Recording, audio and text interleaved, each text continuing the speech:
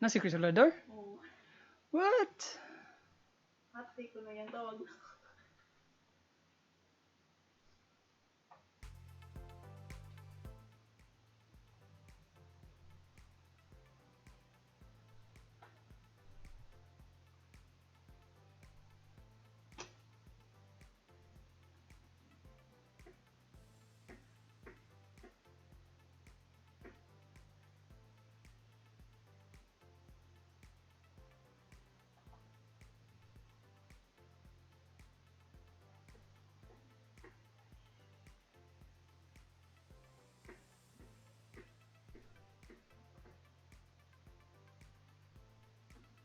Ano ning gayon? Offline na. Kasi may kamtan sa kuan. Dito ibinadi ha. Ah, sige din. Kitsa mang account yung may gamitan. James Vegas lang?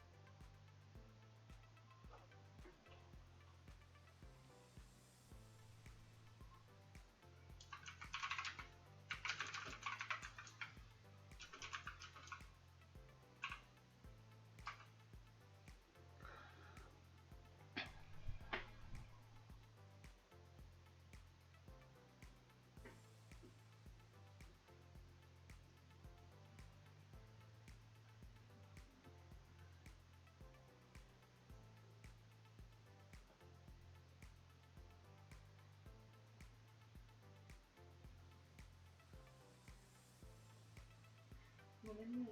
Siya sa kuan.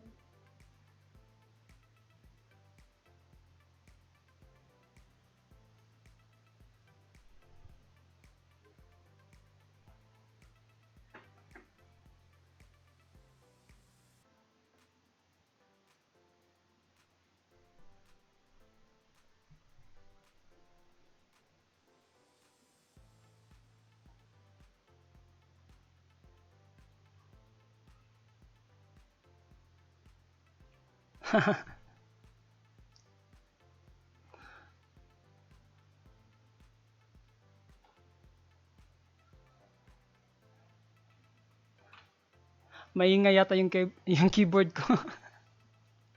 Dinig na dinig sa mic.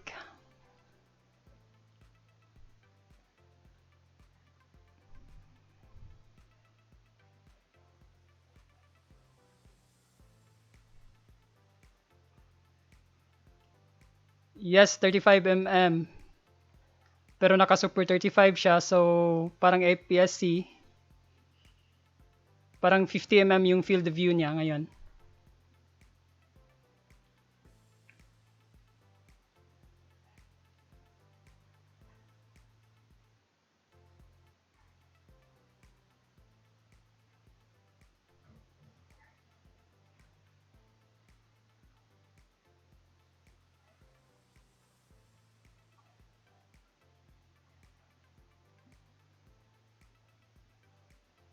Lapit ko muna to. Balibog ko.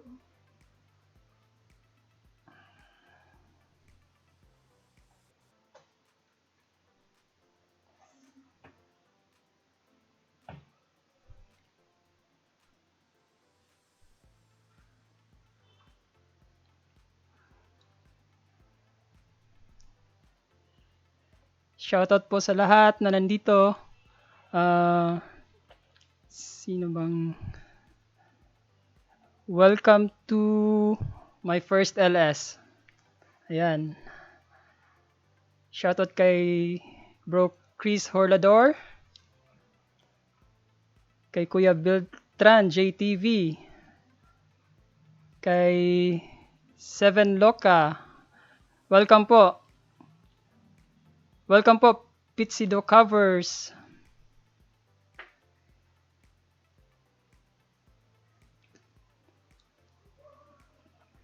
First time po mag-LS.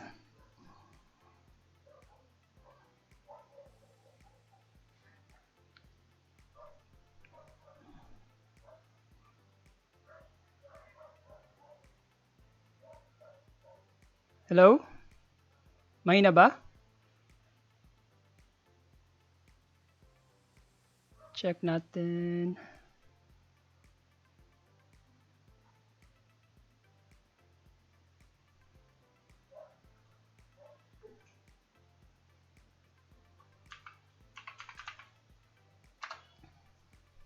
Hello? Mic test? Mahina pa rin mahina pa rin ba?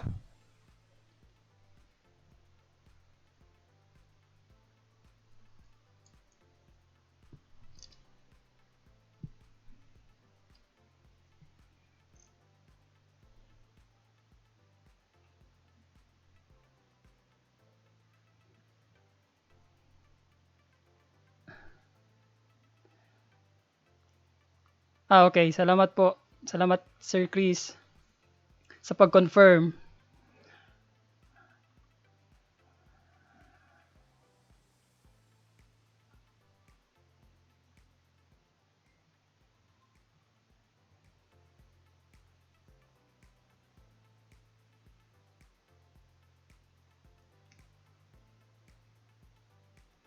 Salamat sa 11 people watching over there.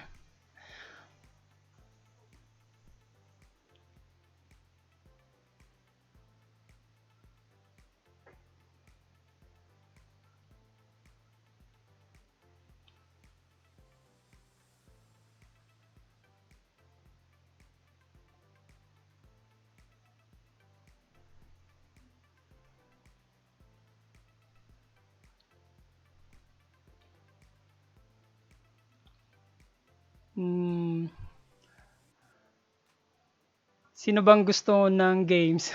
Kasi lahat ng nag-LS may games, may pa-games. Kahit isa lang. Watch hours or load. Type nga ng 1 kung gusto nyo ng games. Hello, Rainbell.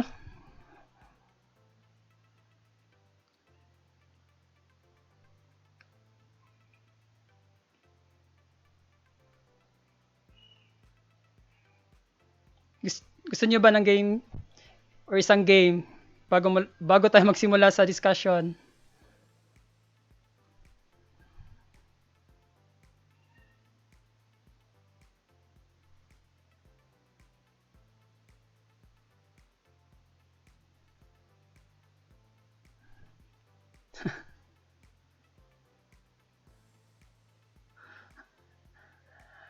Oo nga, kasi parang lahat may games eh.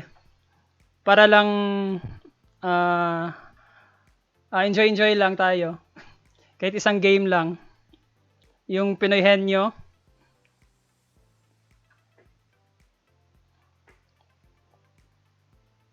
Pagkatapos nun, pwede tayo magsimula sa discussion na sa photography. At kung may mga tanong kayo, pwede kayong magtanong anytime. Meron akong short presentation na hinanda. Ginawa ko to, may short workshop kami noon sa church. Basic digital photography. Kaya naisipan ko i-discuss dito. So, yun ang topic ko ngayon. Pero before tayo mag-start sa discussion, gusto ko may pa-games. Isa. Ang premyo is watch hours or load. 100 pesos load or 5 hours watch hours. Yun yata ang usual na price sa pa-premyo.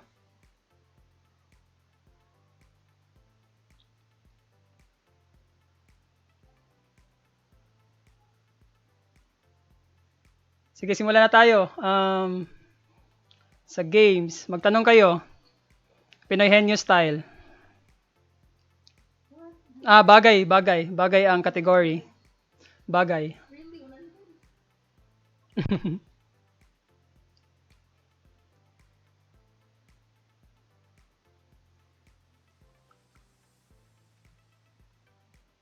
Sige po, maraming salamat po, Sir Chris.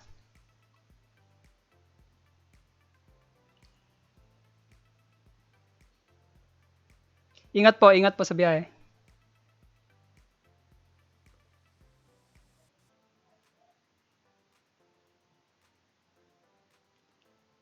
100 load ang price kasi isa lang yung pag-games natin. Isa. Isa lang. Pagkatapos nun, may discussion na tayo. Magtanong na kayo para mag-start na tayo sa hulaan. Categories bagay. Yes, bagay.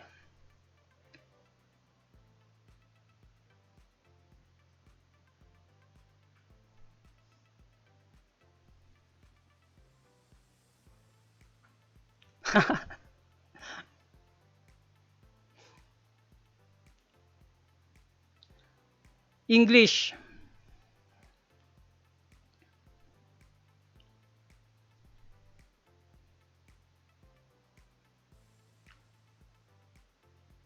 Hindi siya gamit sa katawan.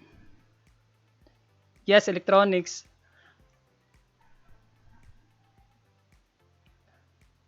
Pwedeng makikita sa bahay, pwede.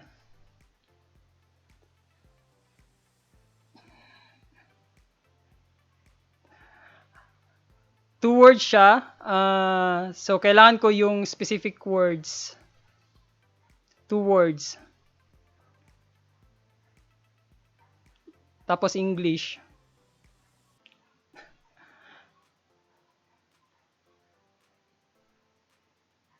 Ay. Hindi ginagamit sa katawan.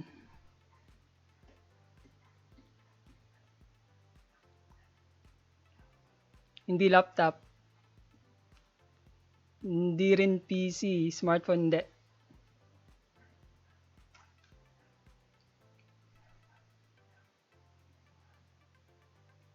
Hindi personal computer. Two words. Hindi hard drive. Hindi power bank.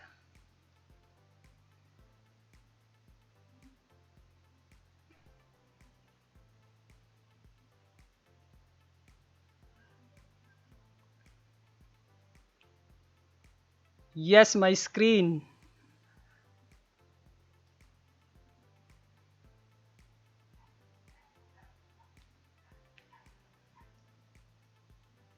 Hindi hard drive, hindi rice cooker.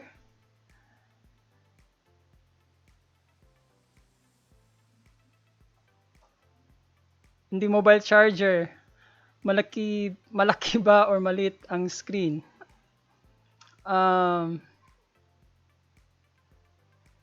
Maliit lang. Medyo hindi ganoon kalaki, hindi rin ganoon kaliit. Computer table, hindi.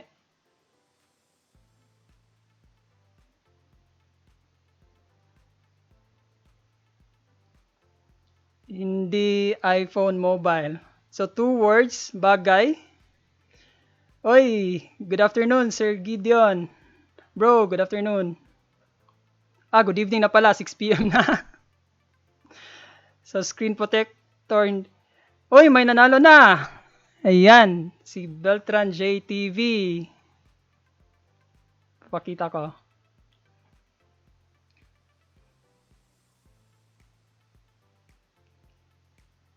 Ito po.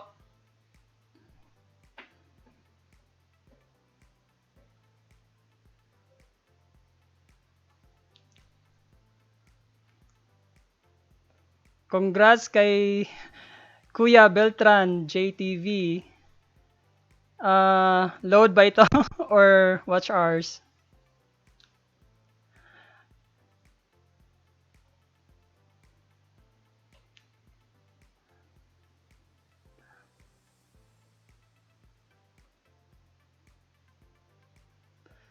Digital camera po yung sagot.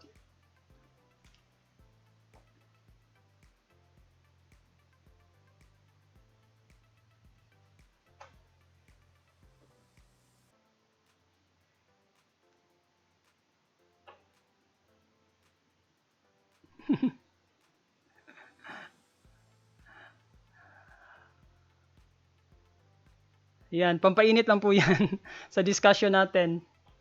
Andito si Sir Gideon o si Bro Gideon. Isa po siyang professional photographer. So, mahiya ako nito mag-discuss.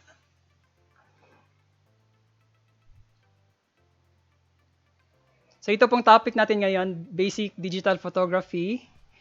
So, kung interested kayo, stay put lang kayo dyan.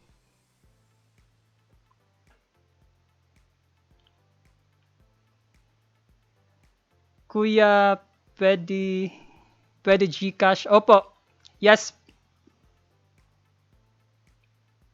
pwede ra Gcash.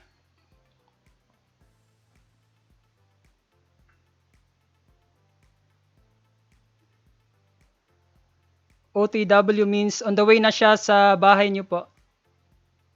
Ah,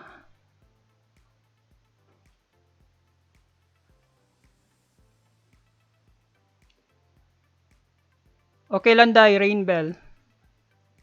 Salamat.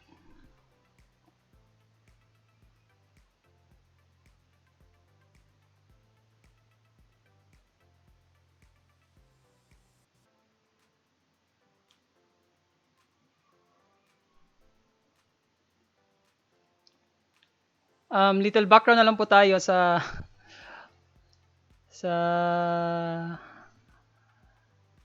how we started photography. Me and my wife, dito din siya, si Jean Figes, yan yung asawa ko. We started photography maybe 10 years ago.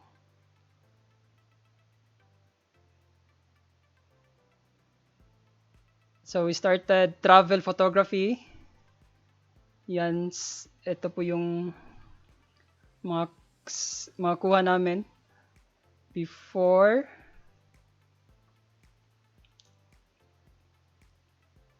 Instagram nga pala ito, Instagram ni Jean. So,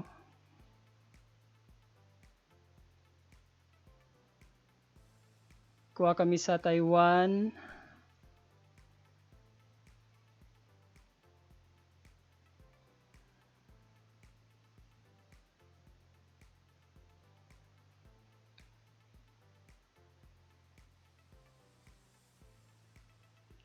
Hindi ko sure, bro, Gideon.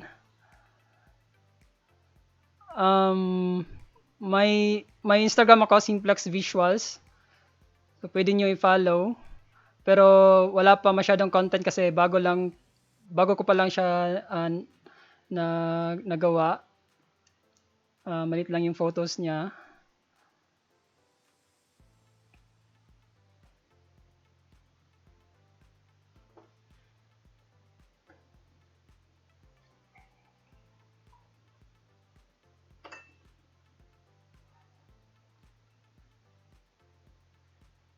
Ito yung at ito naman yung Instagram ko, James Figes.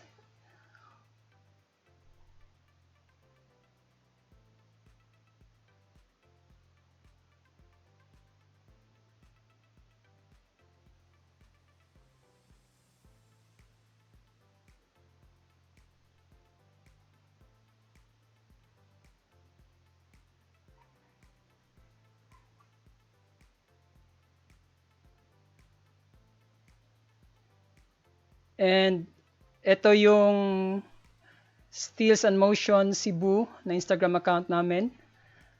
Dito pinopost namin yung mga um, prenup shots and some gigs namin. Photoshoot.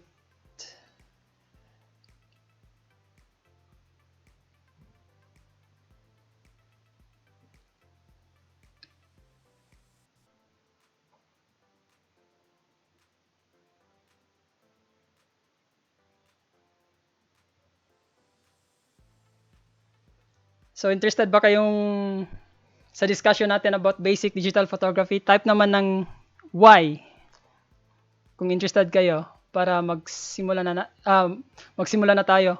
Baka boring to kay Sir kay Bro Gideon kasi pro na siya pero um, pwede siyang tumulong sa akin actually mag-explain kung mahirapan tayo.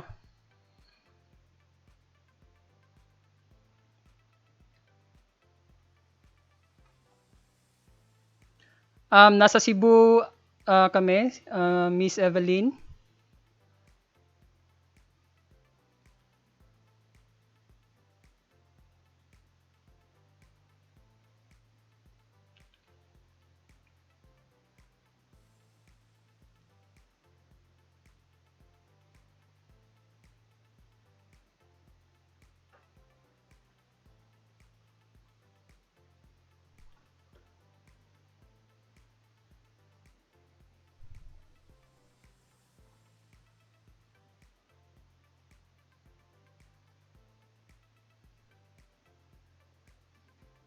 Ayan, start na tayo.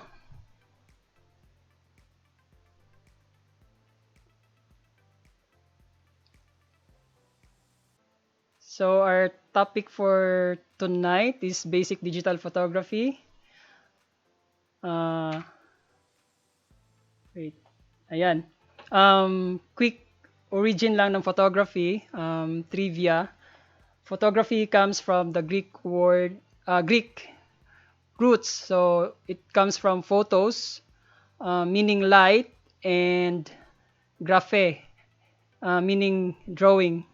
So pag kinumbine mo yon, parang drawing with light. Photography, wala kang makukuhang photos kung walang light. So basic need yun ang light sa photography.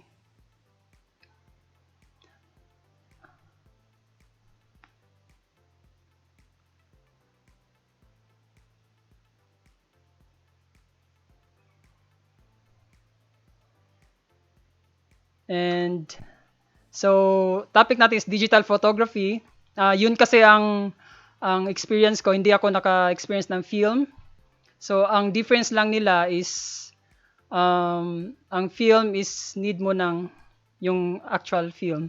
Wala ako dito, pero try ko mag-research para makita nyo ang difference. Sa mga bata, sa hindi nakaabot sa film photography,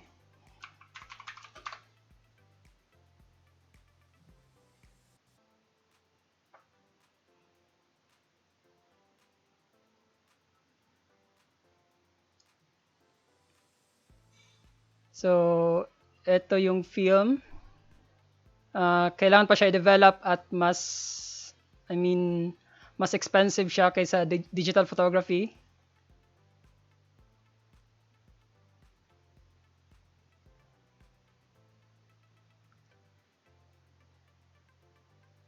So, sa digital photography,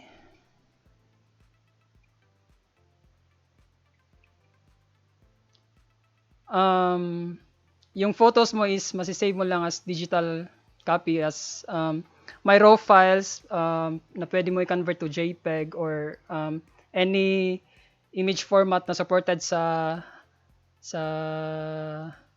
for web or sa digital devices like computer, smartphones. So yun ang difference nila. Ang film is um, kailangan niya ng film. Yan. Tama ba, Sir Kid, yan? Andito pa ba si... And... So, let's talk about yung basic na kailangan mong malaman about photography.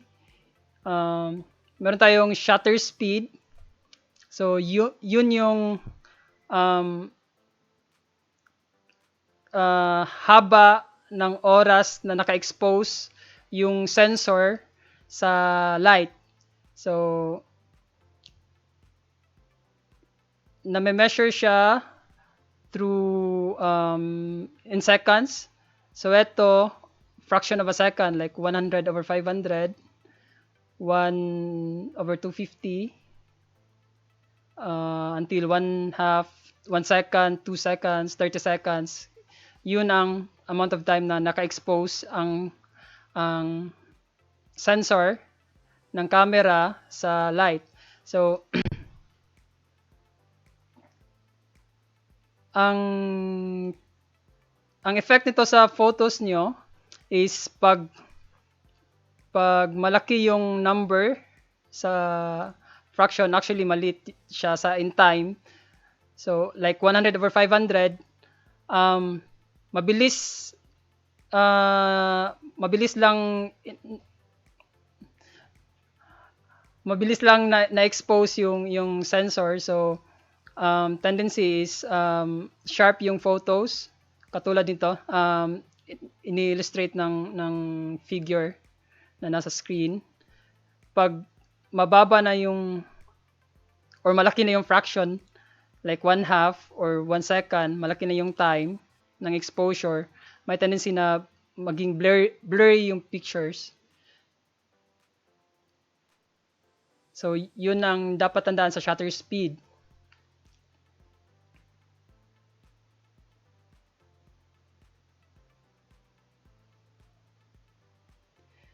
And then, another term na dapat malaman kung interesado ka sa photography is aperture. So, ito naman yung opening ng lens kung saan papasok yung light. So, makokontrol din ito kung gaano karami ang light na ma-absorb ng sensor sa camera. So, meron akong lens dito. Papakita ko kung ano yung aperture. This is an old lens, vintage lens. So, ayan.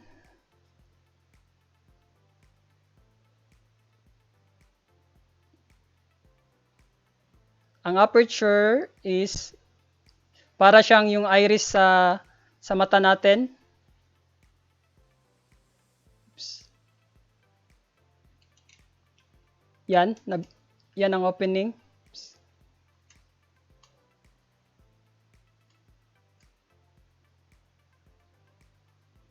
So, nakokontrol niya yung amount of light na pumapasok din sa sensor.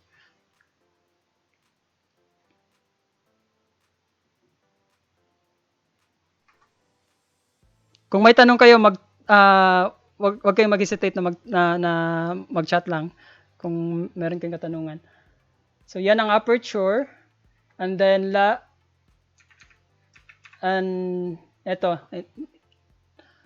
So, ang indicator niya is F tapos number. Kung maliit yung number, meaning malaki yung opening ng lens. And kung malaki naman yung number is maliit lang yung opening sa aperture. So, ang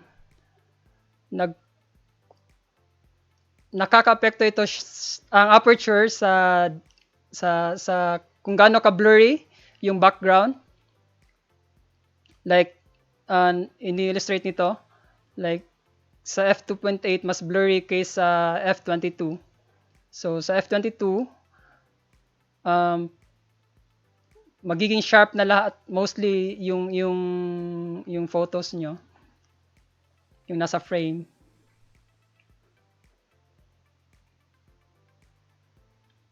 Pasensya na, mahirap talaga mag-Tagalog. Nahirapan ako. So, yan ang aperture. And then, pangatlo is ISO or ISO, pero mostly we call it ISO.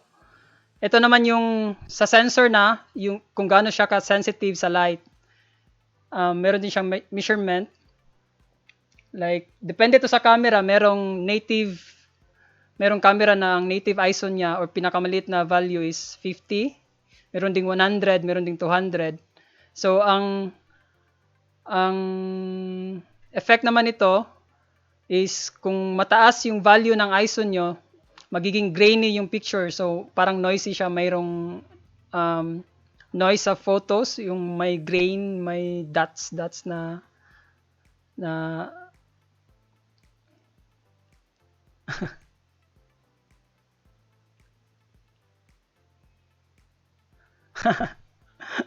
okay lang kami mahirapan.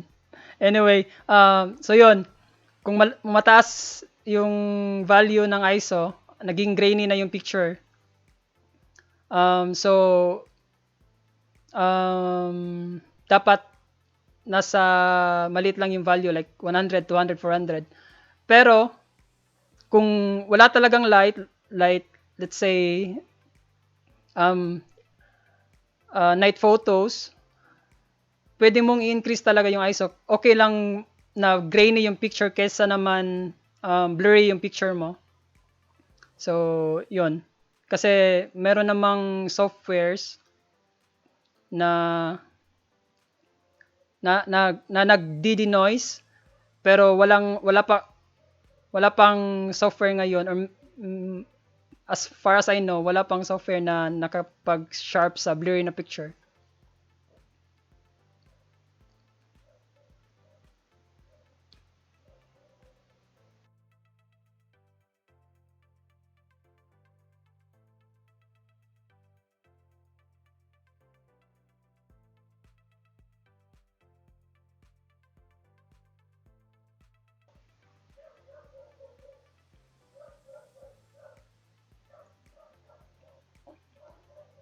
So, in summary, ito yung aperture. So, kung maliit yung number, malaki yung opening ng lens.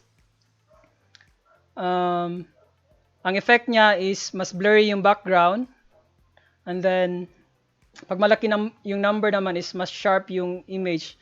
Mas walang, kung pagkatawag nila is walang bokeh. Kasi sharp ang lahat ng nasa image. Ang next is shutter speed.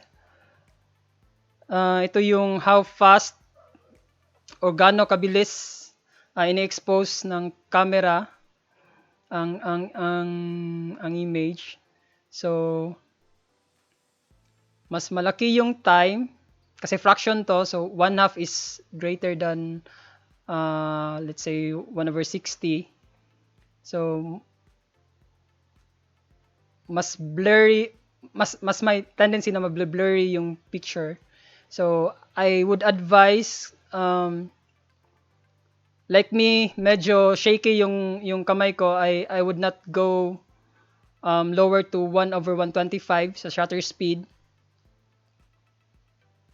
unless may IBIS or may image in-body stabilization yung camera mo naman na nakapag-compensate sa shake. So, pwede kang magbaba. Pero mostly, ito yung in-advise ko. 1/125 yung pinakamababa na shutter speed. And for ISO naman, kung gaano kung mataas yung number, nagiging grainy yung picture mo. Effect yun sa dahil mas sensitive na yung sensor, merong artifacts, yun ang nagagawa, ang noise. So, proceed tayo. Let's talk about now exposure. So, ang exposure, yun ang amount of light na napupunta sa sensor. So, nakokontrol yun through these three. Kaya itong tatlo ang diniscuss ko ng una. Kasi ito yung magkocontrol sa exposure natin. So, kaya may tinatawag na exposure triangle. To have proper exposure, kailangan mong timplahin, kumbaga timplahin, kung gaano ka kalaki ang opening ng lens mo through aperture, and gaano naman kabilis yung shutter speed. So eto, the dito muna tayo sa shutter speed. Kung mataas yung number, I mean in seconds, so mas brighter naman yung image. And then sa aperture naman, kung malaki yung opening, mas brighter yung image. And then excuse me. And then sa ISO naman, kung mataas yung number, mas brighter din yung image. So kailangan natin pagtitimplahin yon. Sa camera nyo, meron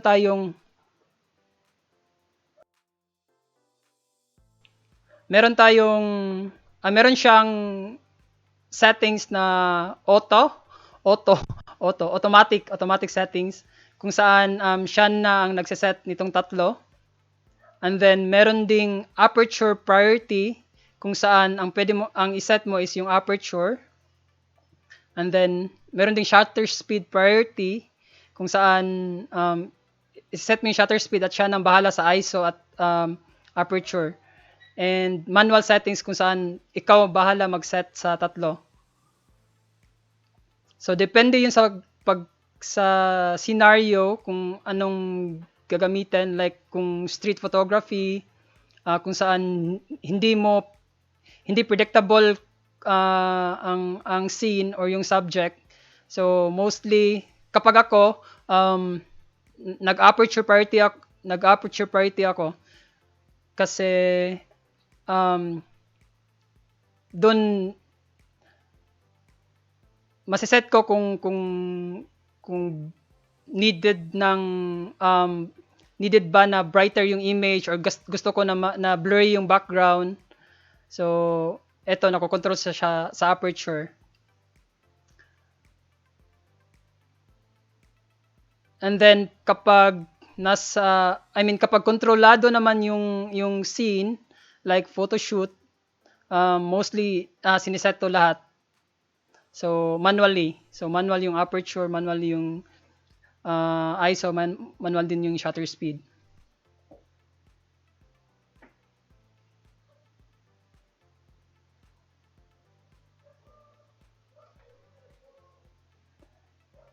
So may mga katanungan ba or meron bang magbasa muna ako sa chat.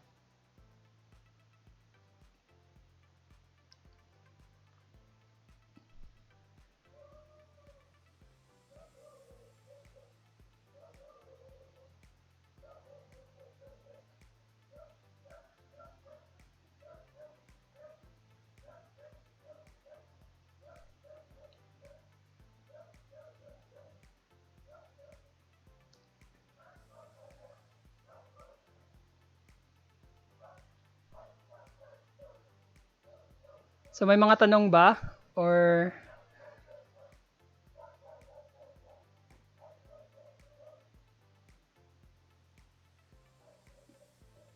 mag-shoutout nga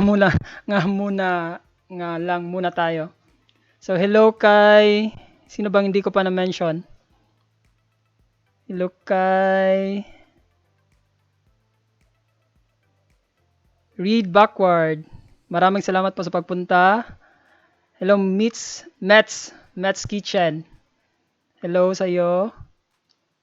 Hello po Uwin Mandin. Maraming salamat po sa pagpunta.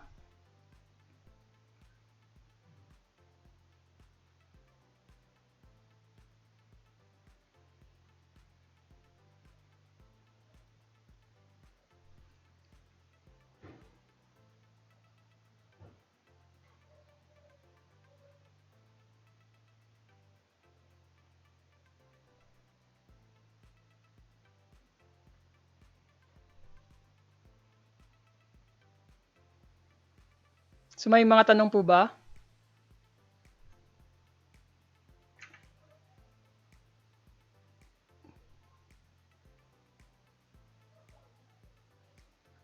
Kung wala, continue na po tayo. So, next is, ito po yung exposure meter, kung saan kapag na-set na yung tatlo or either isa sa dalawa kung semi-automatic yung settings ng camera nyo, um, merong mostly makikita ito sa display sa camera, yung meter niya. So sa zero or sa center, yun ang proper exposure, properly exposed na photos. So maganda yung light na nakuha niya.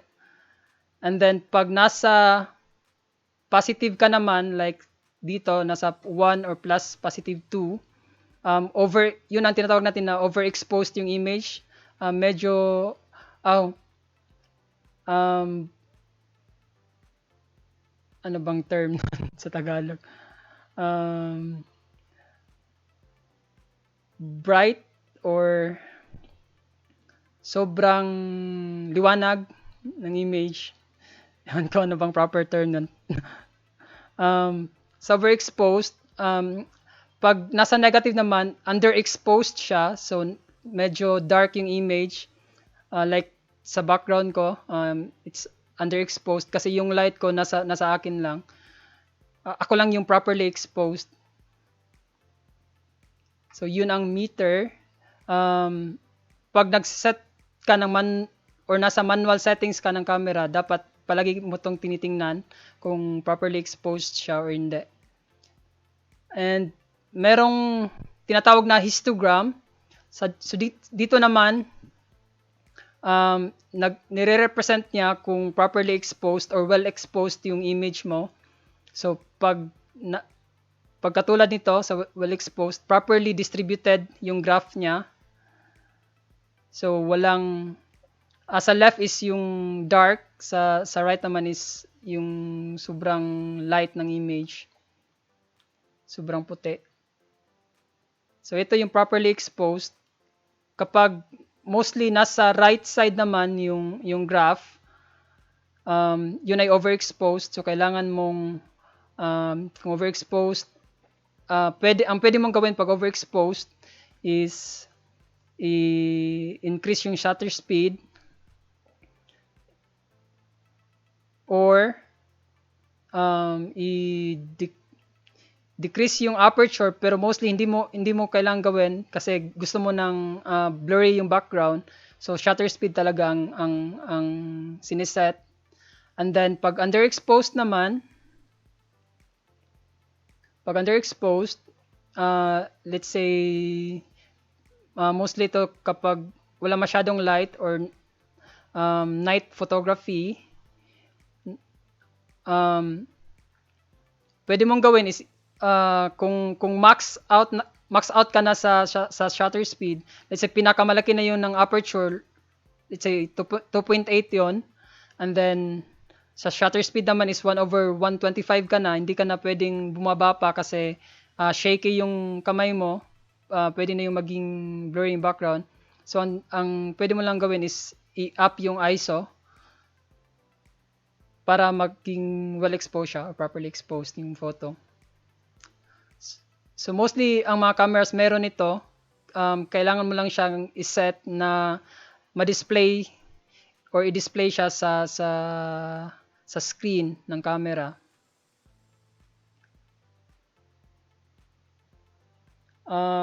Meron din gusto kong discuss itong depth of field. Ito yung nagpapa-blurry ng background or foreground sa subject. So it separates kung gusto mo na ma-focus yung attention ng mga viewers sa photos. Ito ang kalimitang ginagamit nila. Masyadong maliit yung depth of field. Tulad nito, pag may kamay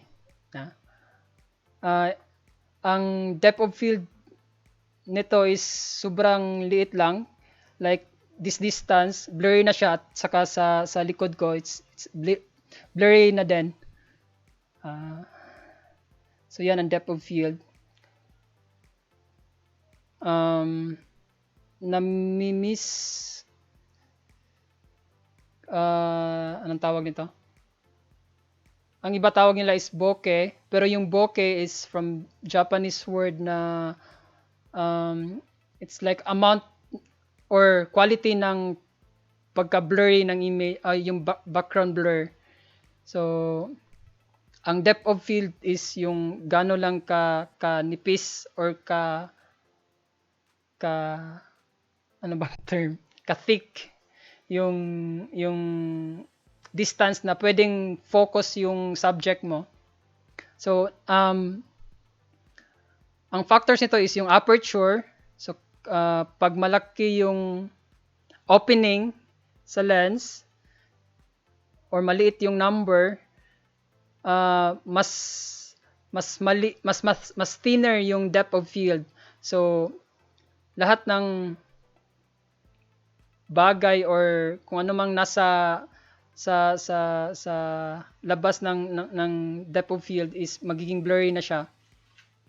And then yung focal length of lens, ang focal length is yung 35 mm, 50 mm, 200 mm.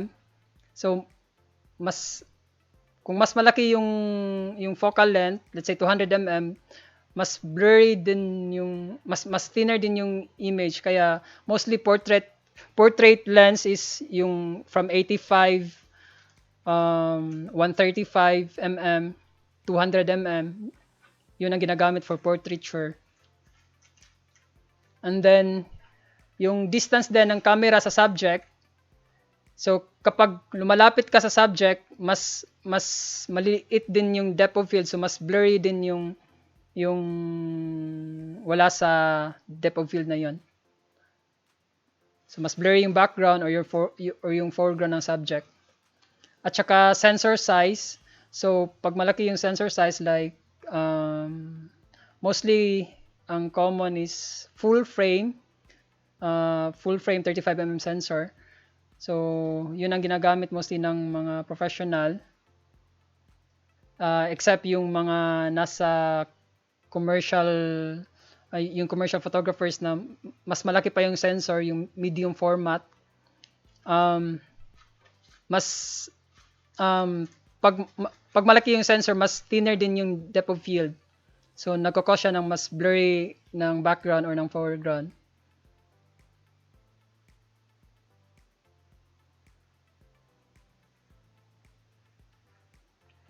Question, lahat ba ng camera merong histogram? I think lahat ng modern cameras, when I say modern, lahat ng na-release 10 years from now, I believe meron na silang histogram.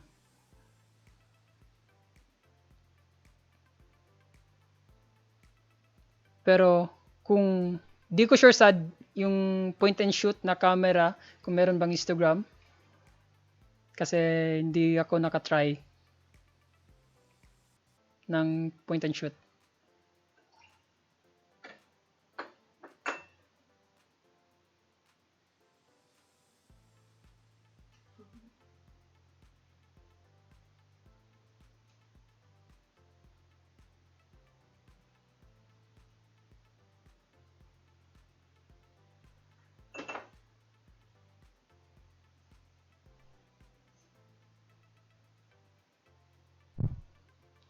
So, ayan, may mga tanong ba or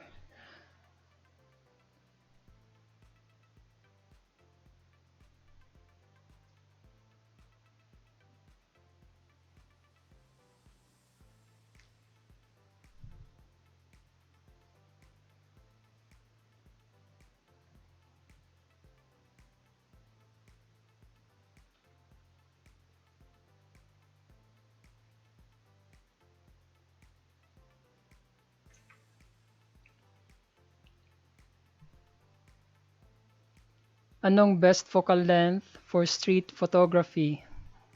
For street photography, depende din sa style kasi meron iba na gusto focus or um, sharp lahat ng nasa sa subject. Like for documentary street photography. Focal length. Focal length, sorry. I misinterpret the question. Best focal length is mostly street photographers, um, pinipili nila is 24 mm, 28 mm, mostly wider yung focal length. Meron din 35 mm. In terms of full frame yun na field of view.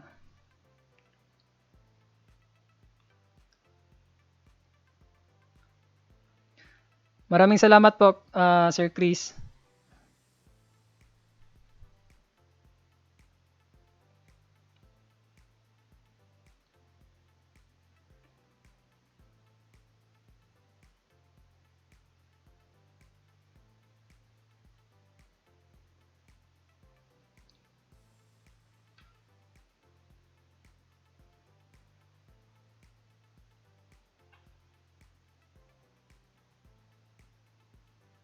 May mga tanong pa ba? Maraming salamat, Mets Kitchen.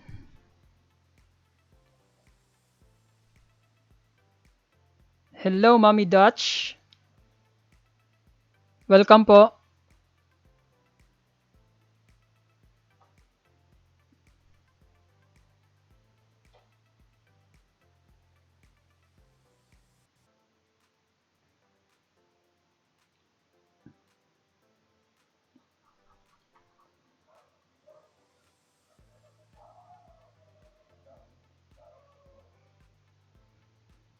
Salamat sa lahat na nandito.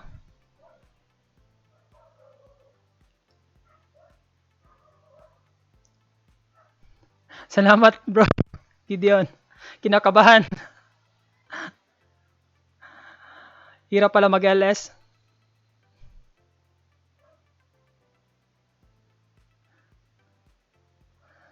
Hirap din mag-Tagalog.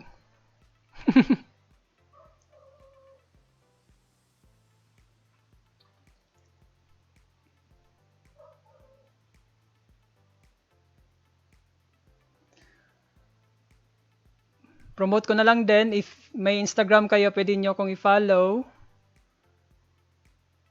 At James Figes. So yan po ang real name ni Simplex Visuals.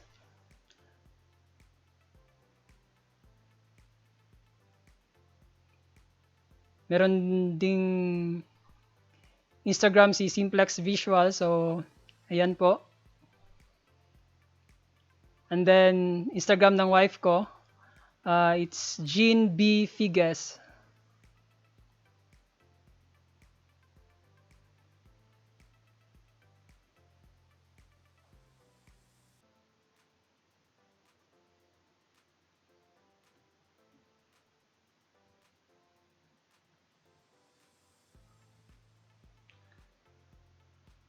Salamat sa suporta sa Team Quago. I appreciate it. Thank you, guys.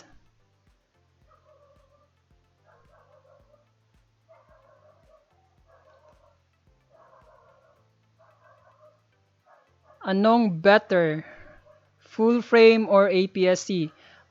Depende yon. Depende sa gamit. And then, depende rin sa budget. So kung kaya mo kung kaya mo naman na mag full frame at hindi siya masakit sa bulsa, edi go for full frame. Pero kung kaya mo lang naman is yung crop sensor lang, APS-C, I would suggest go for APS-C. So kahit anong camera, kahit nga smartphone lang, ngayon is sobrang ganda na ng kuha. So pwede ka na mag-start ng photography. Sabi nga nila, it's not about the gears. Kasi tools lang naman yon. Kahit gaano pa kaganda ang camera mo, if yung gumagamit is hindi alam kung paano yun gamitin, So, nasa gumagamit pa rin.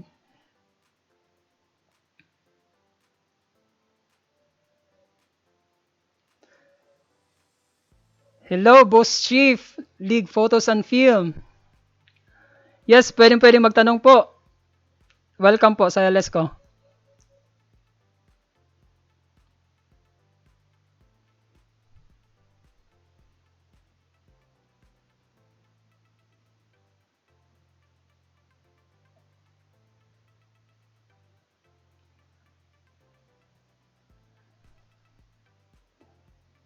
Salamat, Dai Isabel.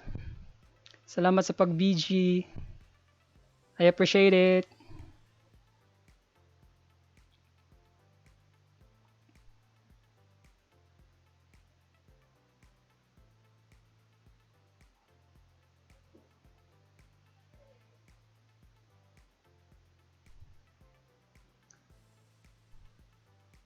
Pwede po magtanong.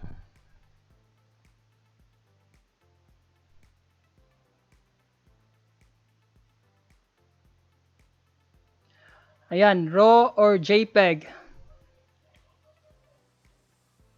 Um, Interesting question.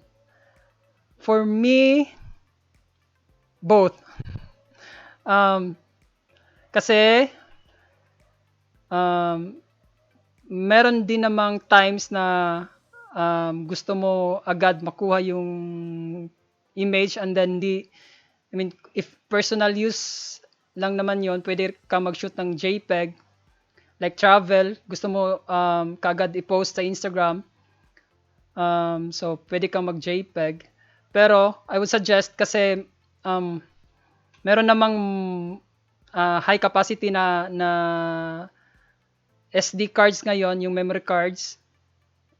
I would suggest RAW plus JPEG kasi pag in the future gusto mo siya let's say recover yung highlights or gusto mong maging creative, bigyan mo ng creative colors or touch yung image, pwede mo gawin yon in the future using the RAW file.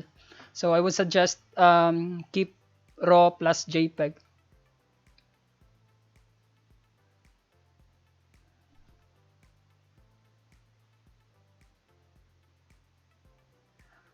For you, what is your top 3 lenses, bro?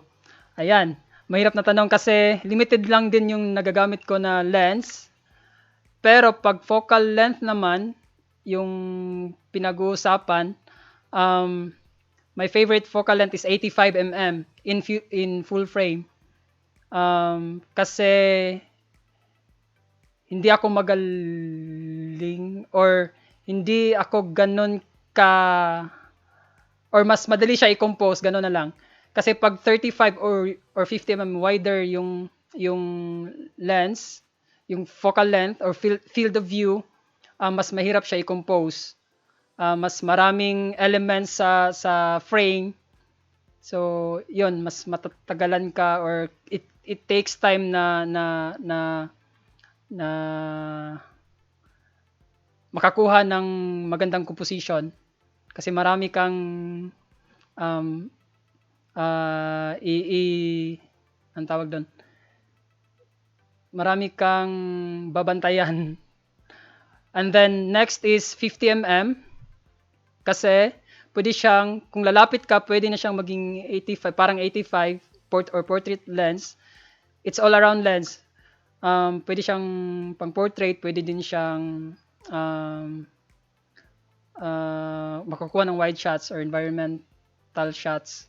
So 50 mm, you zoom with your feet na lang. Lalapit ka kung gusto mo ng portrait, kung gusto mo ng wider composition, atras ka lang. And then 35. So yun ang top 3 ko. 85, 50 mm, and then 35 mm. Magandang tanong yon. Hello, Miss GG, Miss JG. Hirap pala ng Miss JJ, Miss JG. Ayan, nahirapan talaga. So, meron pa bang tanong?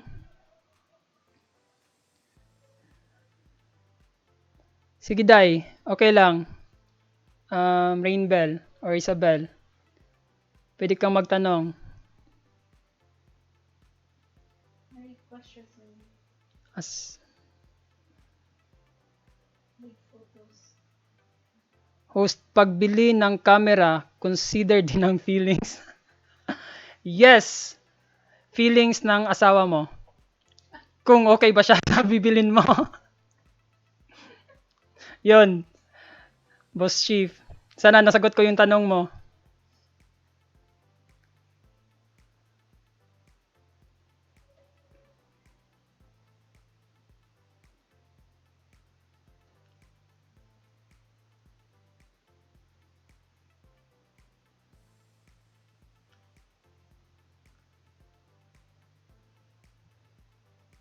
So, ah,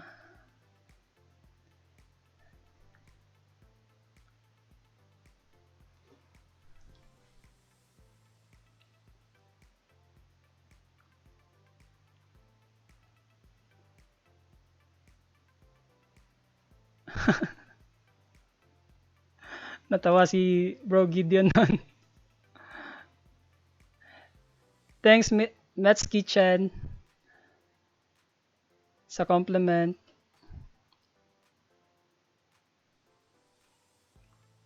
Ayan, may nag-I love you na. I love you daw, Miss JG.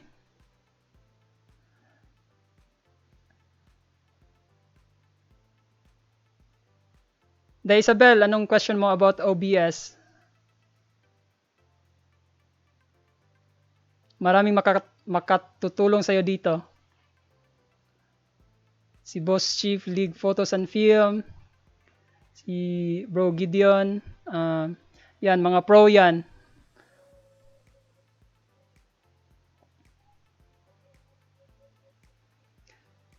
Pwede ba magpaakyat sa OBS?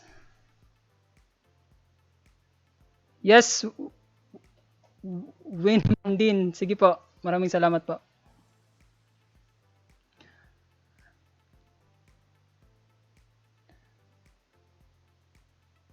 Pwede ba yon na magpaakyat sa OBS? Hindi ko alam actually. Sino bang may experience dito sa um,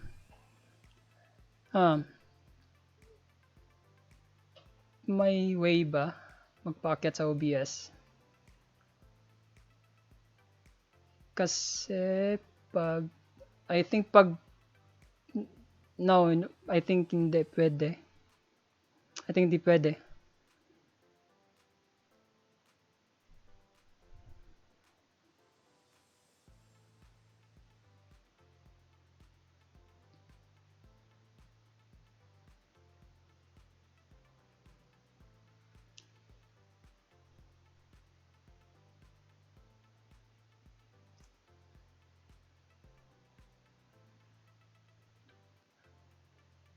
Boss Chief, alam mo ba na parang di pwede no magpaakyat sa OBS? Kasi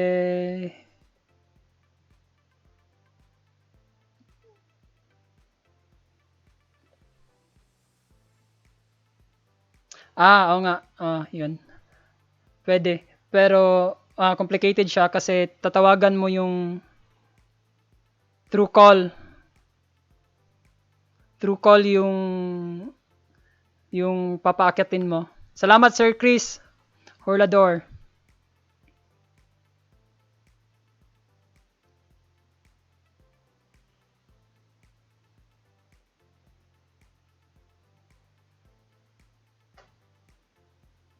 Anong oras ba LS mo Sir Chris?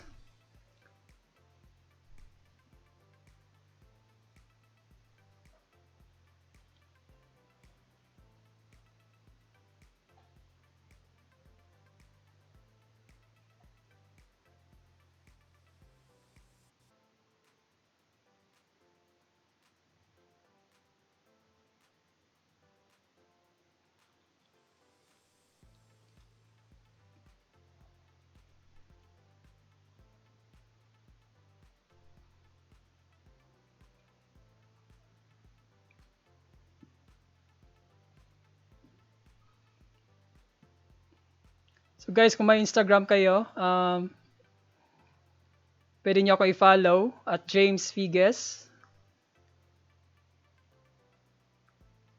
or at Simplex Visuals. Medyo konti pa yung content ng Simplex Visuals kasi bago ko po lang nagawa yung account. Or follow also my wife,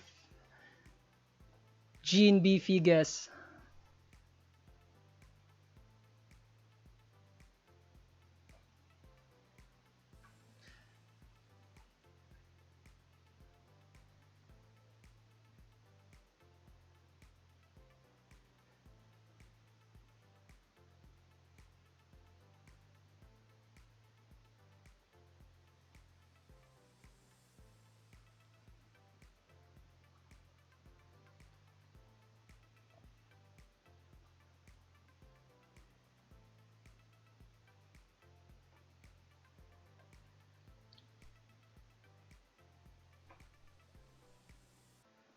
Salamat, Day Isabel.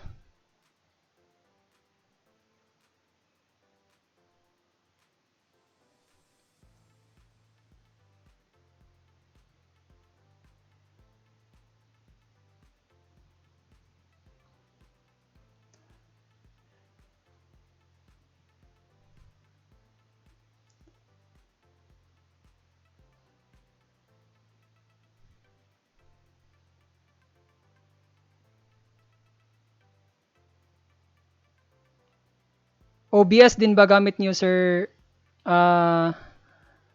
League Photos and Film?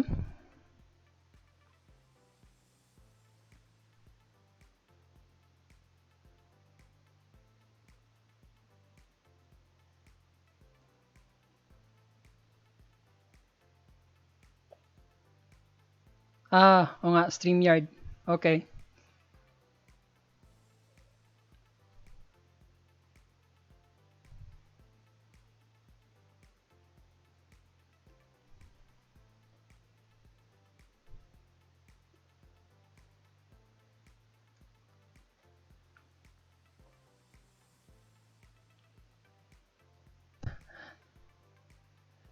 So maya-maya may LS din si Kuan, si Chris Horlador. May jamming ba ngayon, Sir Chris? And meron din siyang discussions with filmmaking naman.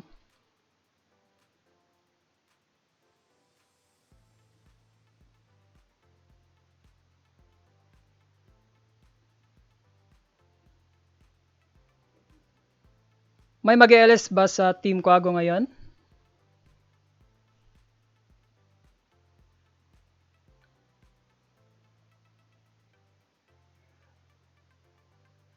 No problem, Mets Kitchen. Salamat sa pagpunta. Thank you very much.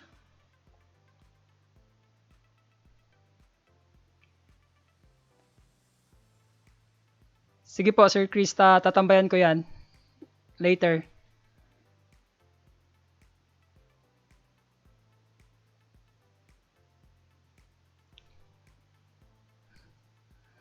Sige po, noted.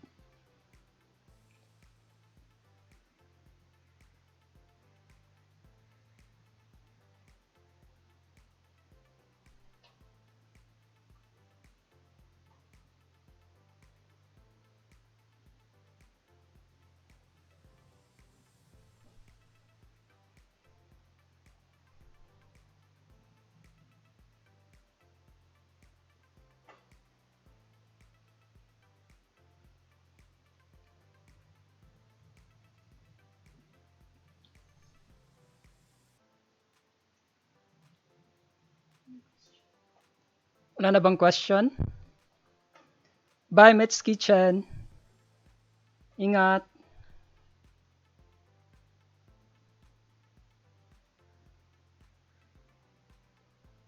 Yes, maganda talagang videos ni Sir Chris Da Isabel.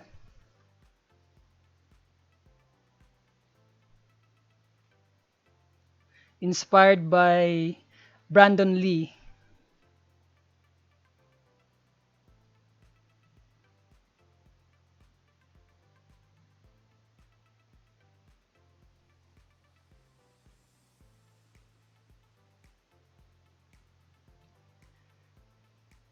What lens can you recommend for Nikon D300?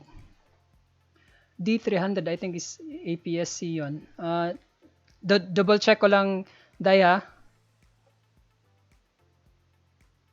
Hindi siya leads. Para sa Hmm? para sa mga Ah, i unsay gamitan nimo day sa lens?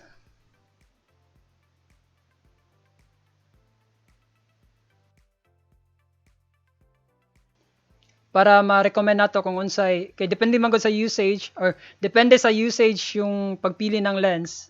So mas maganda kung um, anong tawag doon? Ah, na meet ng mamimit ang needs mo sa lens na pipiliin mo.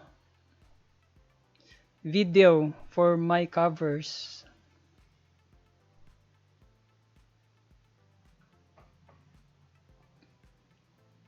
I can recommend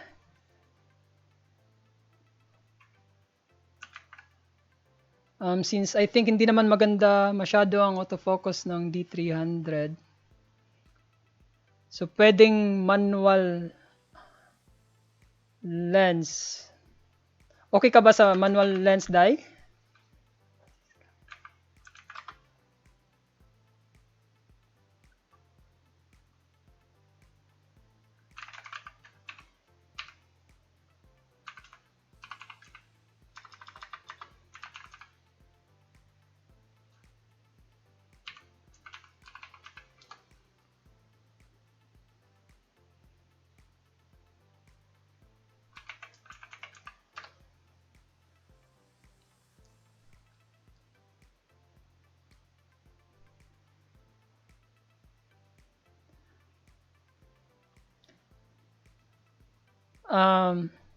Sige lang, Dai, kay kung maka-uli mi sa Bohol, pwede ta mag-meet ni Ate Jean and then makahatag mig inputs nimo.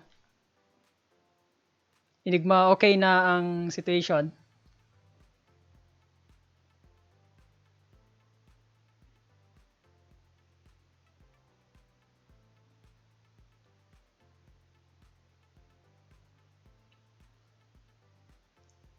I would suggest wider lens kasi for video. And then ano bang depende rin kasi sa budget mo, Dai, Isabel.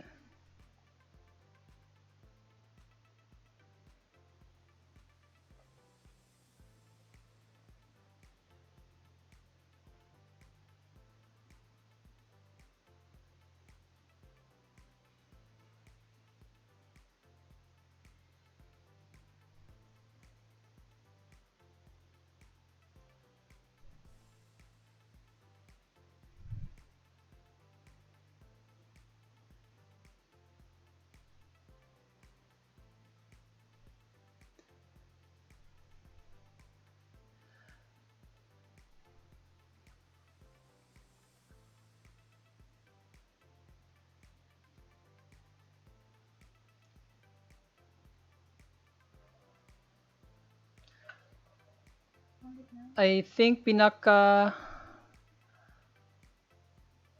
um, pwede ko marakaban ngayon, Dai, Renabel, Rainbell, or Isabel, um, is yung Nikon 35 1.8 f1.8 DX crop sensor yon na lens. I think nasa, wait, check ko yung price.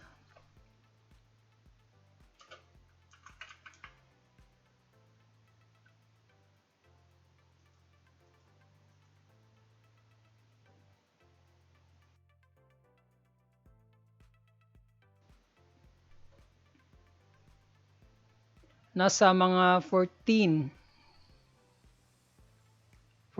yung 35 1.8.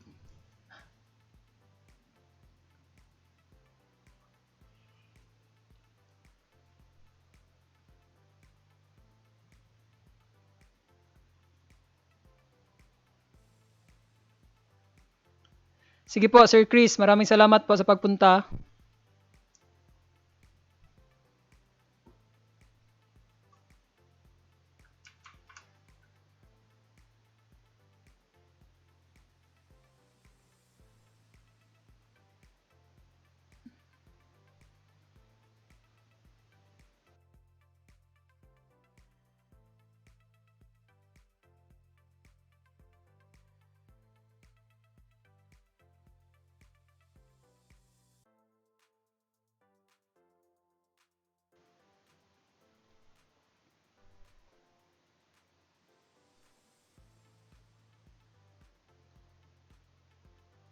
Hello, Miss Fershel, salamat.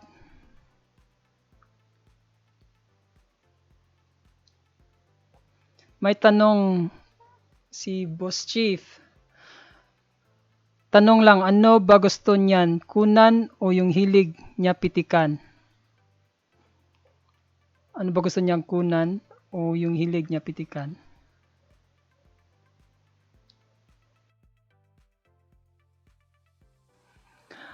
Parang hindi ko na-gets. Okay. I think tinanong niya si Isabel kung anong gusto niyang kunan.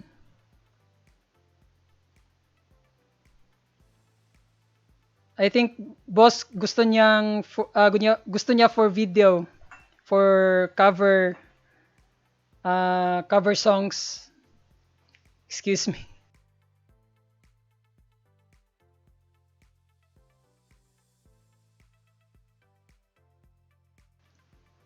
For cover songs nila, Boss Chief. Sa Nikon kasi mahal yung mga lens. Kapag I mean yung may mataas na aperture like 1.8, ang alam ko is yung budget lens is this 35 1.8 DX, kasi ang Nikon D300 is crop sensor naman yun.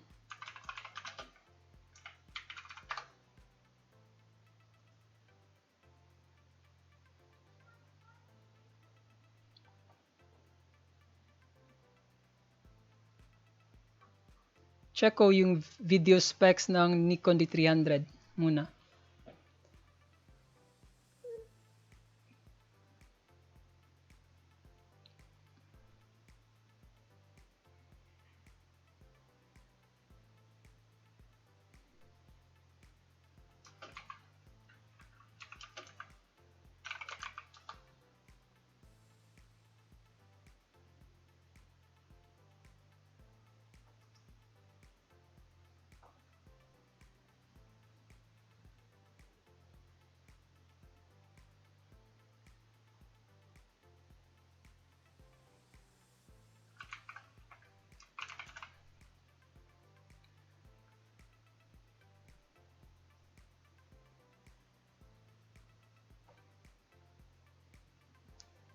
Can take movies? No. Pwede ba yun sa video dye, Isabel? Yung D300?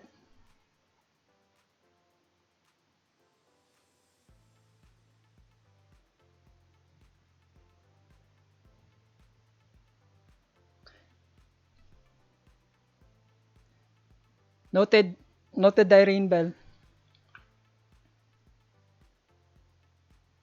Hello kay M1 Star Danny TV. Welcome po.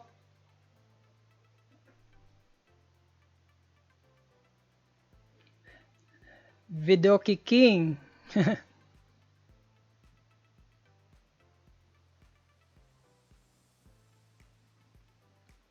Salamat sa 20 na andito pa. Maraming salamat po.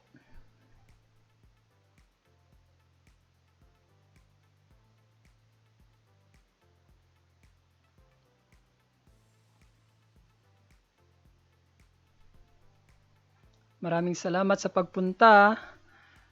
Sa live stream na siya nagbasa dai but na ay delay ang obvious.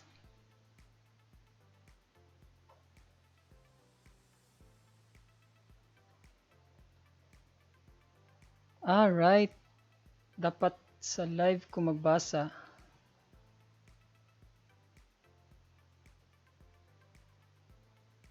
Tama ba? Sa live ko magbasa? Sorry for doing.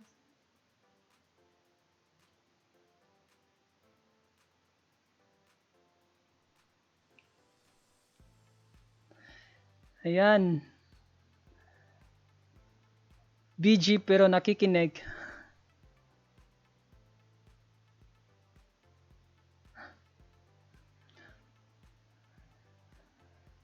Maraming salamat. Kuya, send ako later sa GCash after sa LS.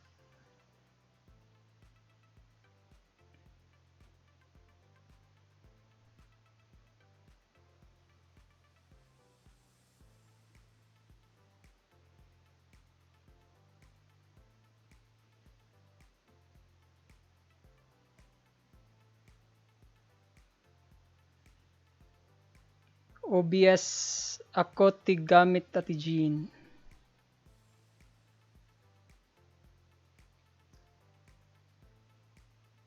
Magandang gabi daw. Miss Ferichel, sabi ni Bro Gideon.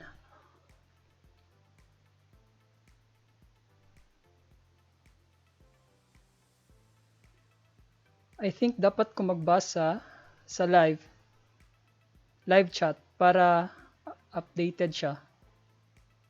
Tama ba? Guys, saan ba dapat babasahin yung comments? Sa actual live or sa live stream ko? Sa mga anong maipapayo nyo? Kasi parang delayed daw.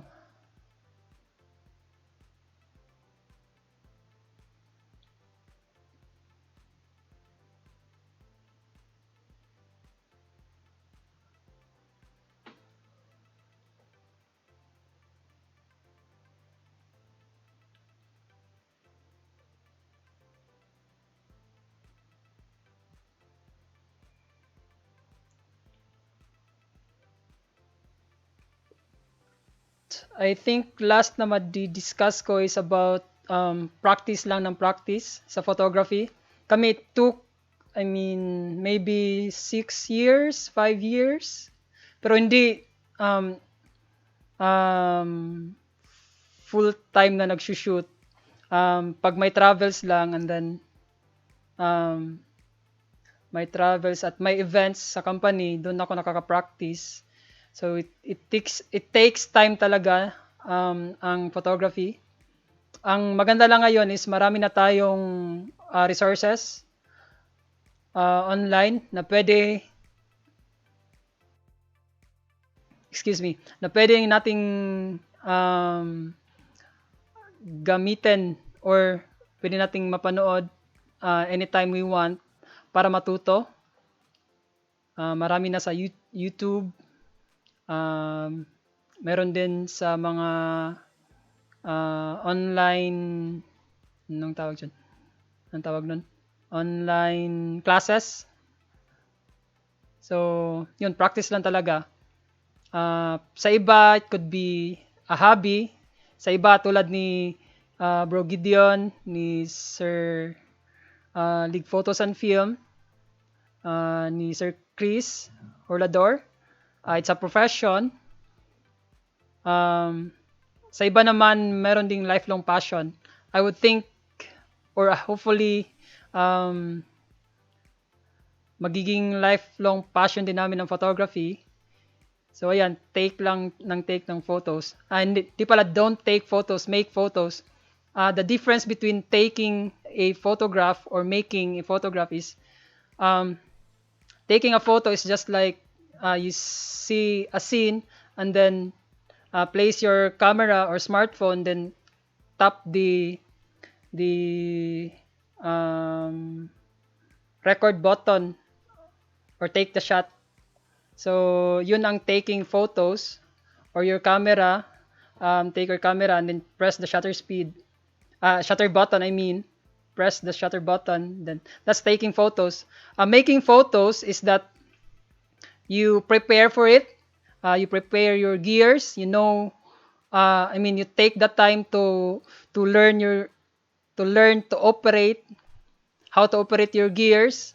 So like this, you study aperture, all the technical terms, shutter speed, ISO, exposure compensation, um, and then you study composition, um, study different photographers, their techniques, their also type of photographies. So you need to study. So that's part of making a photo. Like, I need this kind of photo. How can I make it um, using my gears and my knowledge as a photographer? So that's making photos. It takes time. Like, I want a beautiful sunset photo. So you need to go there at the right time. So before sunset, let's say 4:30 p.m.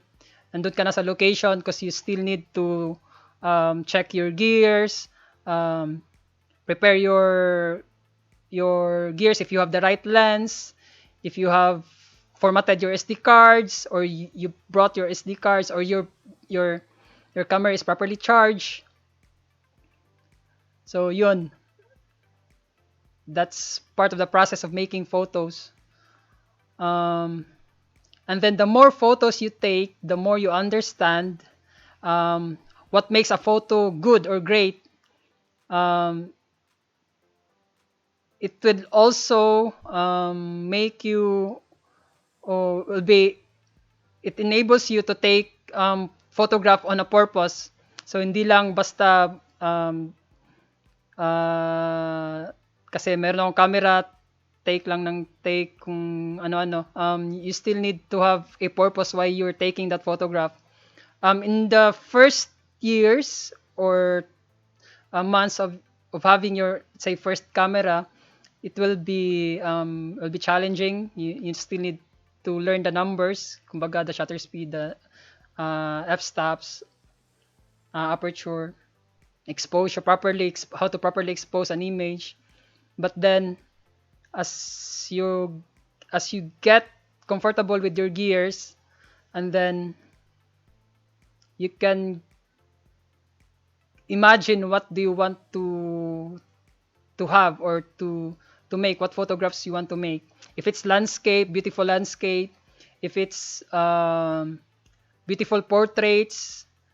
If it's if you love to travel like we love travel, so we did travel photography. Or if you like documentary style, so you go for street photography. Um, Ayun, maraming fields sa photography. Merong commercial, like ni Sir Gideon, he take photos of celebrities. Um, Yun mostly ginagamit sa, let's say, Showtime, I think, Showtime, mostly ABS na shows.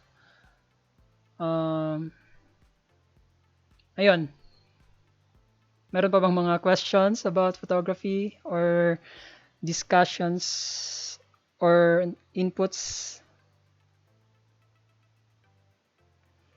May question dito. Si si wife.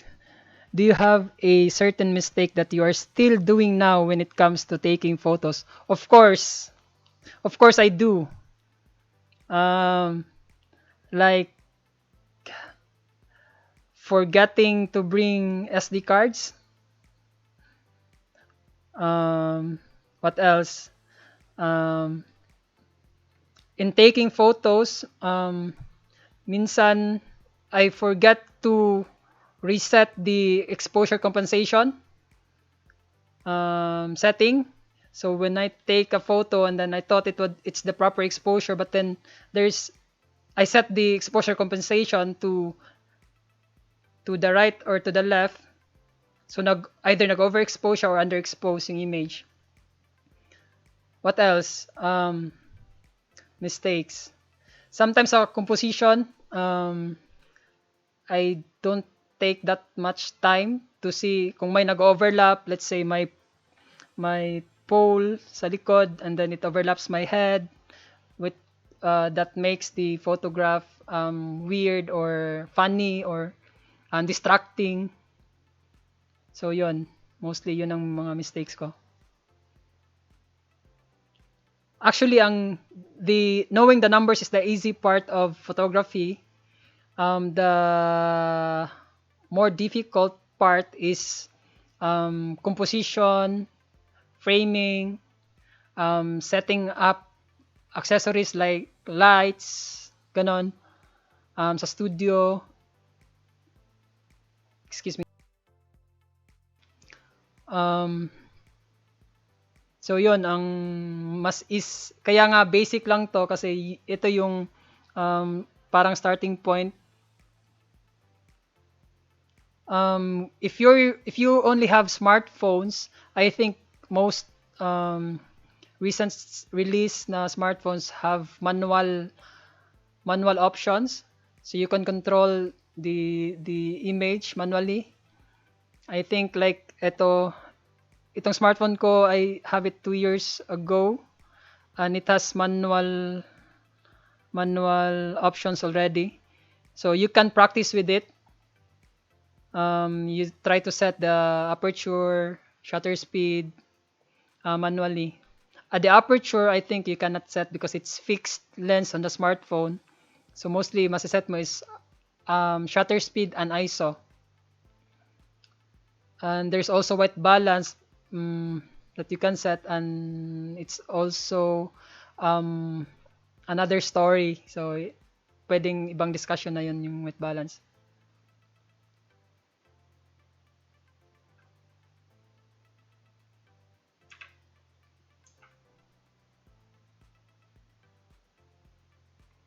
So I love this quote from Henri Cartier-Bresson. He's a famous, I think, French photographer. He said, "Your first 10,000 photographs are your worst."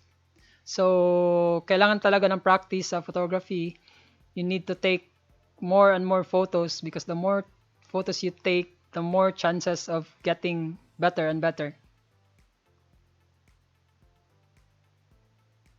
I think this is the last slide of my presentation.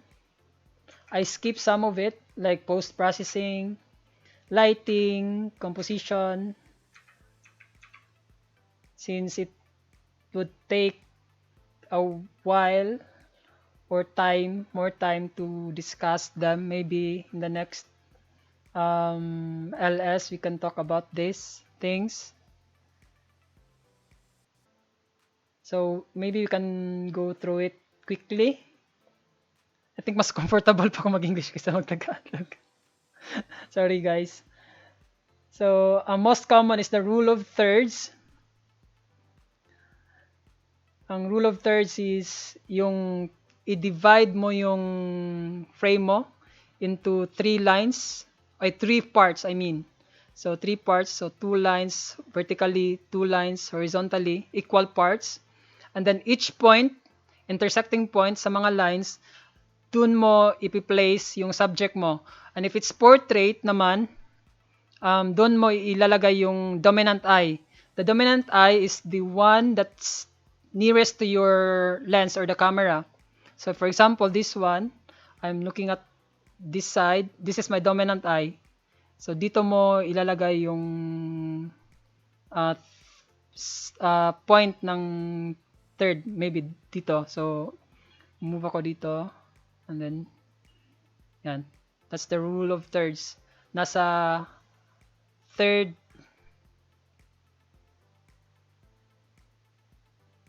third line or point ng intersecting lines, doon mo ilalagay yung subject. Frames, this is you need to keen with your eyes kasi meron talagang objects na natural frames, like yung window, pwede mo siyang ilagay sa center ng window. Mostly related din siya sa symmetry, pero meron ding ibang frames na hindi symmetrical. Sample of frames like uh,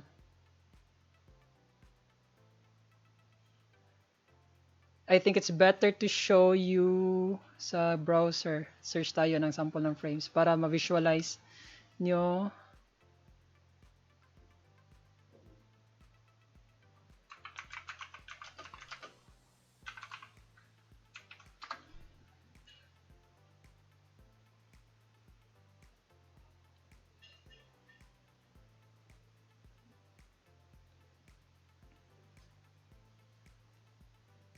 So, frames, eto, like this subject, this building here, it was naturally framed by this door or this, is this mountain or rock? Um, it was naturally framed again by this structure. Same here. Um, maybe you got the point. They use the windows to frame the subject. For example, this one, this person here was framed by this window. So yan yung frames. And then rule of thirds. Ito yung sinasabi ko kanina. The frame is divided into 3 parts, vertically and horizontally. So meron tayong 4 na points here ng intersecting points. Mostly dito inilalagay yung subject. The reason it was, I'm not sure who invented this or who discovered this, but it's pleasing to the eye kapag nandito yung subject. So, some examples here for person, neto. And also the reason is merong anong tawag dito? Space kung saan papunta yung subject. So parang natural siya tingnan sa mata. Maganda siya tingnan or pleasing siya tingnan. Kasi papunta dito sa right yung image. So linagyan siya ng space. So yung subject is nasa left side ng thirds. So this one naman is opposite. So dito yung subject. And then ayan, may space dito. I don't know if okay, but di ba tayo makaka-copyright strike nito? I'm showing some pictures from the web na hindi ko pag-aari. So ayan.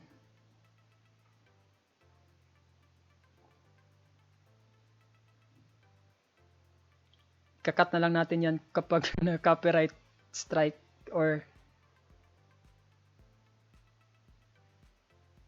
may examples na. May own examples na lang kaya para safe. So ito, we're using the rule of thirds. This image.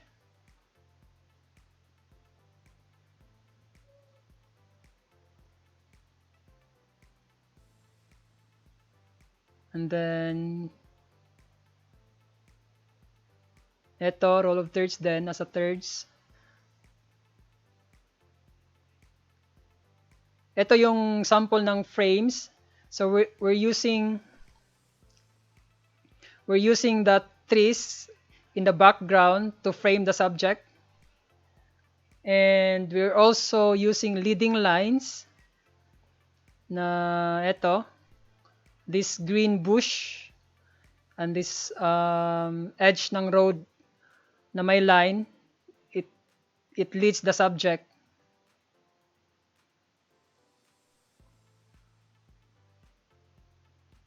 Sample of frames.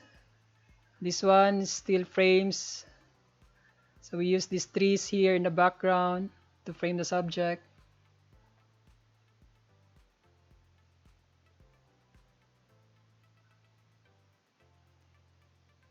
This one, leading line. So we use this curve lines here to lead to the subject.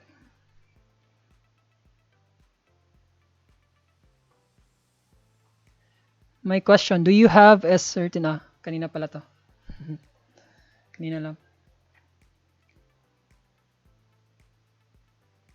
I like curved lines because it's dynamic, parang may movement yung photos. And that's why I directed Jean here to parang to step or to move forward, kasi it adds um, to what I wanted it to be, na parang may motion yung photo.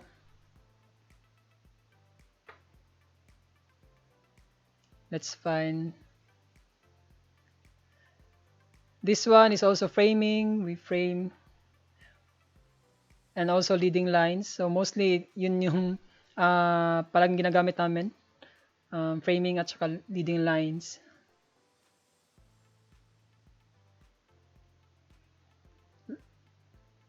This one then, leading lines.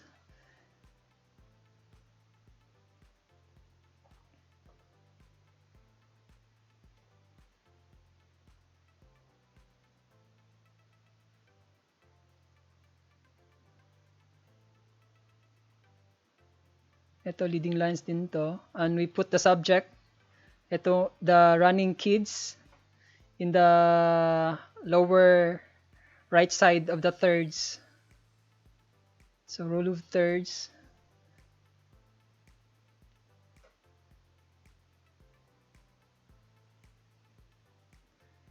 Walang nagtanong pero my favorite subject, um, or ang pinakagusto ko sa photos is yung may reflection tulad nito, although hindi siya, because of the ripple sa waters, di masyadong clear yung reflection, pero I really like reflection. I also time this, na tiniming ko din na um, na mapunta siya dito, parang na-frame siya ng this structure here. So these are ones of my favorite photos from our South Cotabato Lake Cebu trip. And I think meron din iba. Ito, reflection. I really like to take reflection.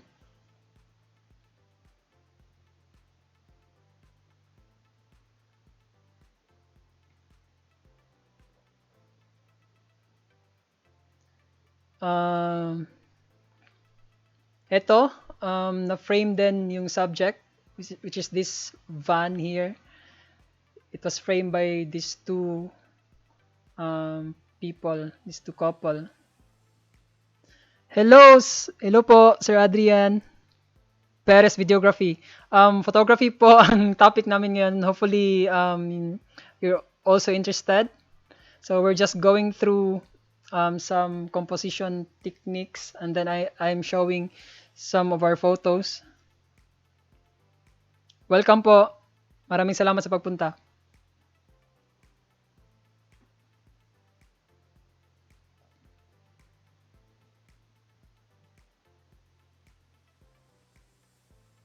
This one is some kind of lifestyle photography. My wife took this photo. Ano pa ba? This one is also one of my favorites. I intentionally frame my kuya, my brother-in-law, si Kuya Beltran JTV. Kung nanonood ka, we're featuring you. Eto, I intentionally frame him in between these palm trees or coconut trees. This one is in Kadaptapan Rice Terraces in Bohol. And it was after sunrise, so the colors are so warm and golden. And then let's see some.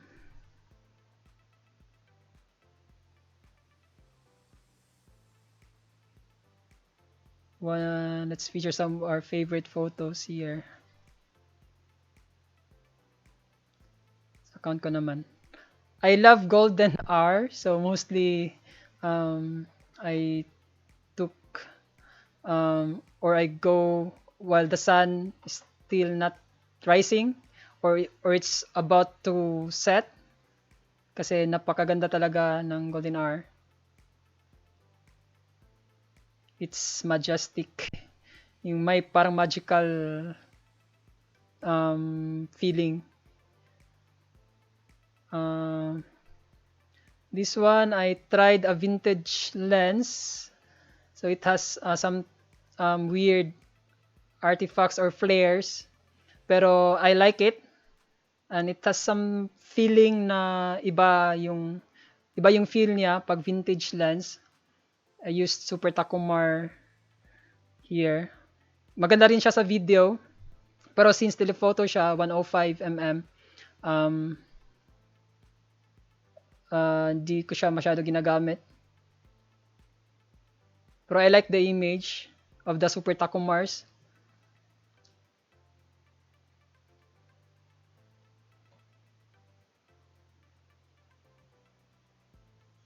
This photos here is from our trip in Japan. So here I frame this subject with a baby hanging in this store. I think this is store, flower store or plants. No, I think this is. I don't understand the Japanese, but yeah, I think this is a store. And I frame this subject. What else? Ito din, I frame this person in the bicycle.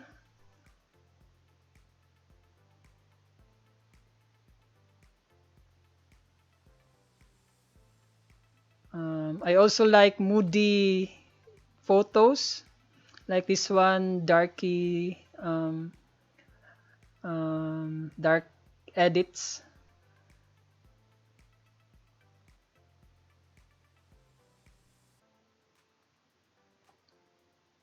And of course, golden hour, sunrise, sunset, silhouettes. I also love silhouettes. So this is my brother here and his wife. And what I love about this is we got the moon here. It's so romantic. This was taken in Boracay after sunset.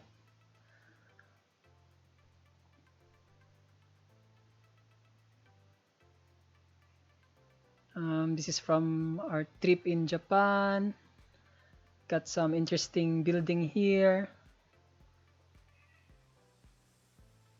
I mean, not Japan, in Taiwan. Sorry, this is in Taipei. From Taipei 101 Observatory. As I said, I like reflections, so whenever I see or saw one, I take advantage of it, and yeah. And also framing, like this. I frame this man walking, and I also love giving mystery to the image, like this. I intentionally didn't show the face of this man, um, so that feels like mystery guy something. And it was so nice that this part here is just have the lights. So yeah, it was a bit of luck. I was there when this happens.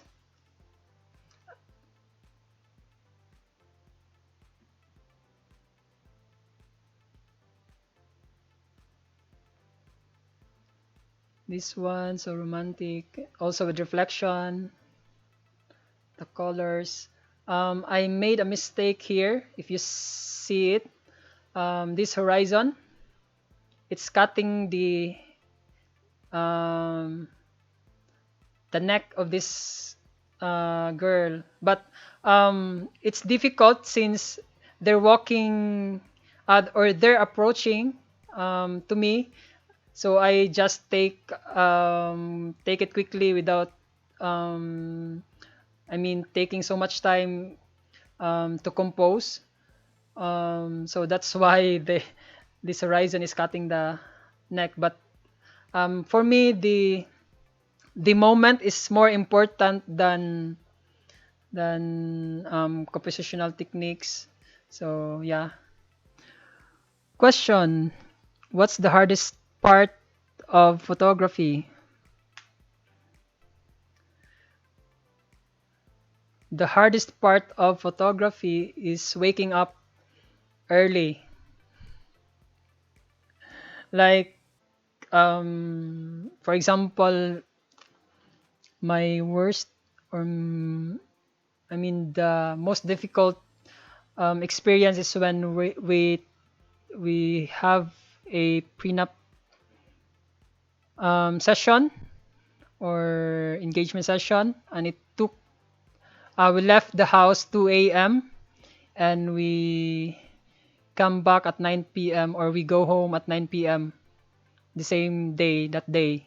So it was really exhausting. The reason why is um, the location is 2 hours, 2 to 3 hours depends on the traffic.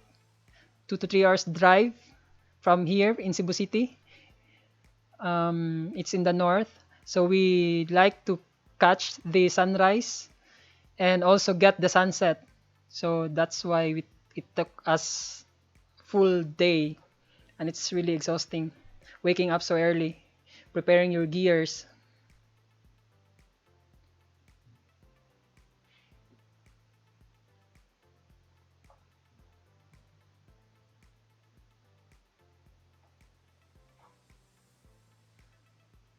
Here is another example of reflection.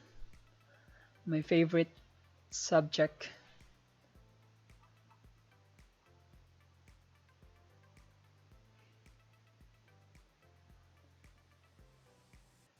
May question pa ba?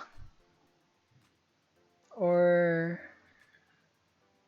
which cam and lenses you're using?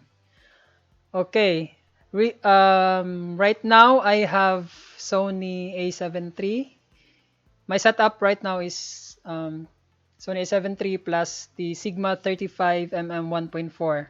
But naka Super 35 siya kasi 35 is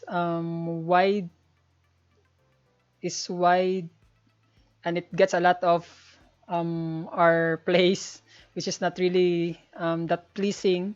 So I opted to Super 35 mode. So it's like 50 mm field of view ngayon.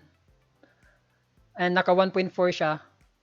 I don't have my lights are just this floor lamp LED bulb.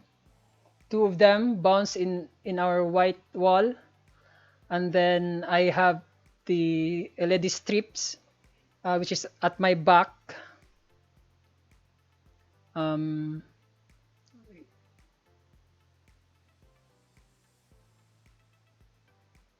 which is at my back. Um, that's lighting me or giving me this rim light here, or how do you call that, backlight.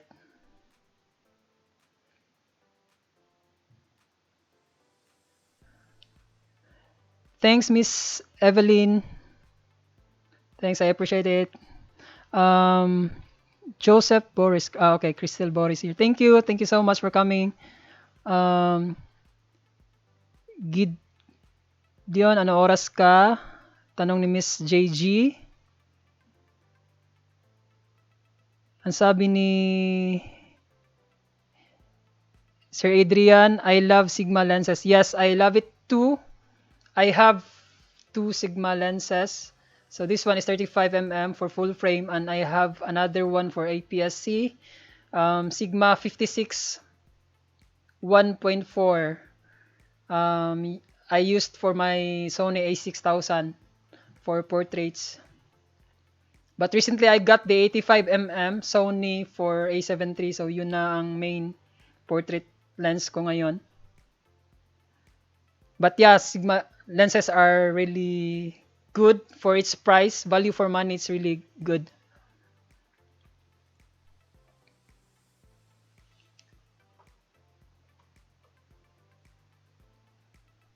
Si Bro Gideon Estela PH magla-livestream din bukas 7:30. I think meron na naman siyang guest na beauty queen.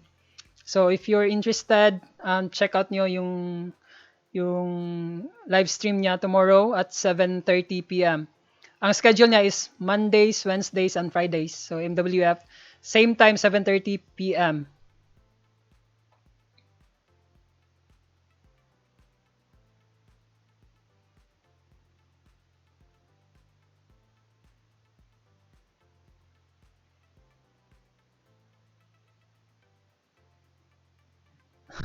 May excited na bata raw, sabi ni Miss JG. Excited sa guest ata.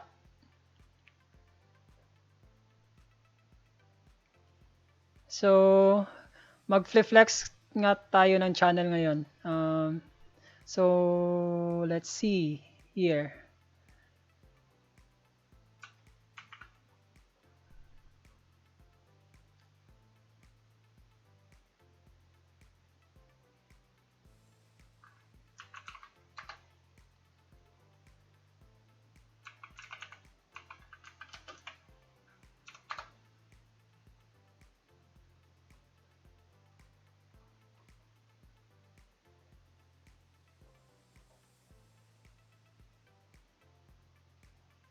So, as I mentioned earlier, si Bro Gideon, may live stream tomorrow, 7:30 p.m.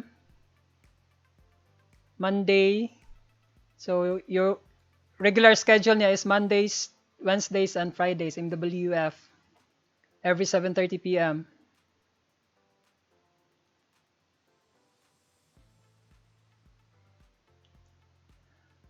I'm currently using Sigma 18 to 35 1.8 all-in-one lens, zoom wide. Only cons is this lens only for APS-C or crop.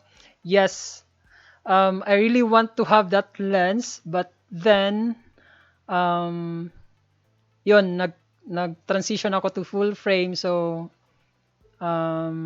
maybe I still really want to try it. The 18 to 130, 18 to 35 1.8 from Sigma. It's really there are really good reviews and it's really good for videos. So yeah, kung may chance or makakakuha ng good deal ng lens na yan, really want to try it.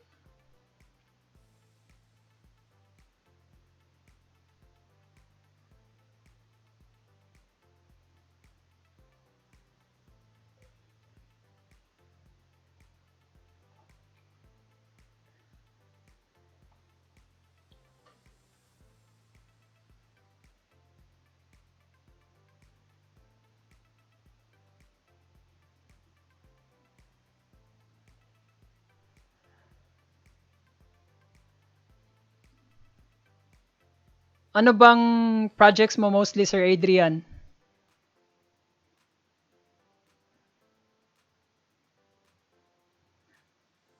No problem, bro, Gideon.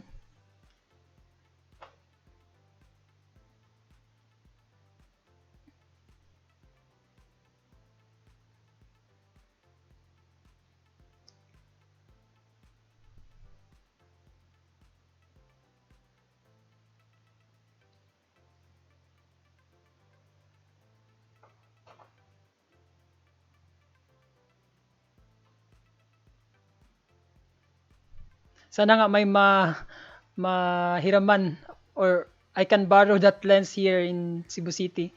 If I can borrow someone, gusto ko rin i-try siya sa A7 III in Super 35 mode. Um, as of now, wala akong zoom lens for my system. I'm planning to get the 28 to 75 from Tamron lens 2.8. it has good reviews and di siya ganun kamal. Masyadong mahal kasi ang lenses ng Sony for full frame. So, yun, third party lenses muna. Well,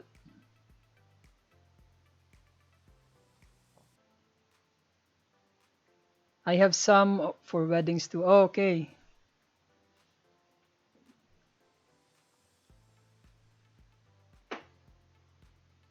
Anong lenses mo ngayon, Sir Adrian? Lens lineup mo ngayon for the things that you do?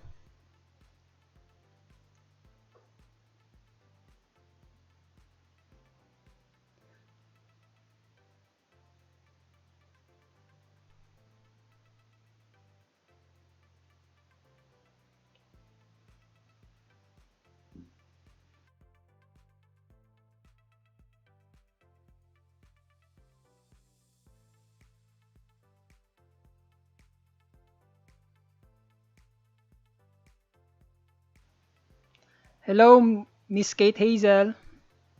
Welcome po.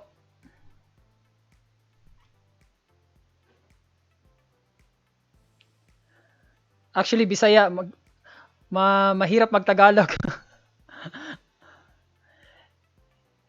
Hello, Miss Kim Sanoy Fardo. Hello, welcome.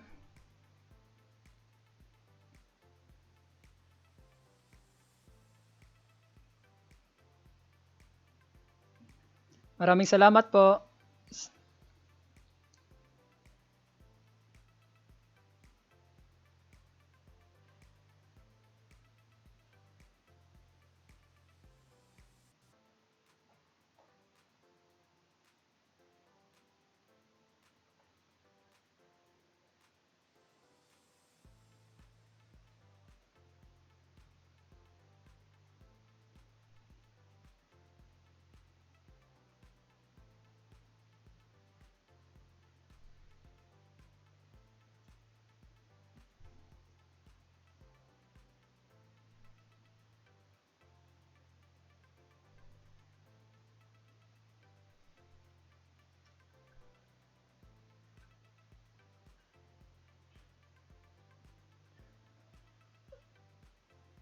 Walang ano naman. Okay.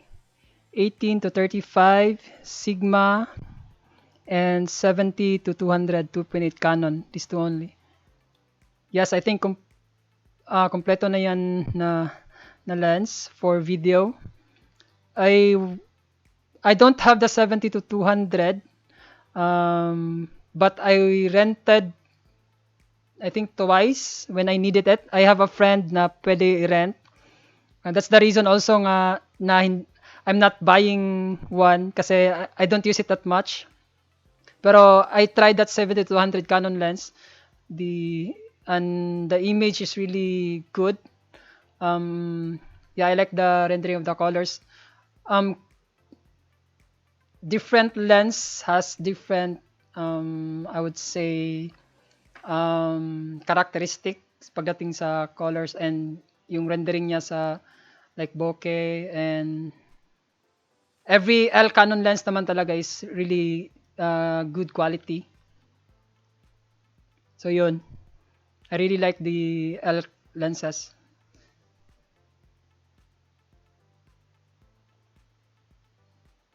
Yes, I agree po, Sir Adrian. That's our plan as well. Lighting talaga ang I mean in this stage, like tulad namin ngayon, we really want to invest in lights, and yun, pinag-iipunan pa. Anong plano mong bilhin na lights, sir? Para mayroon din akong idea or mayroon din akong options.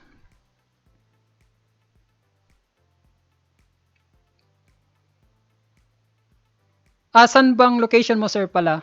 Saan ang location mo? Kasi dito sa Cebu, I think mas lesser yung options kesa sa Metro Manila.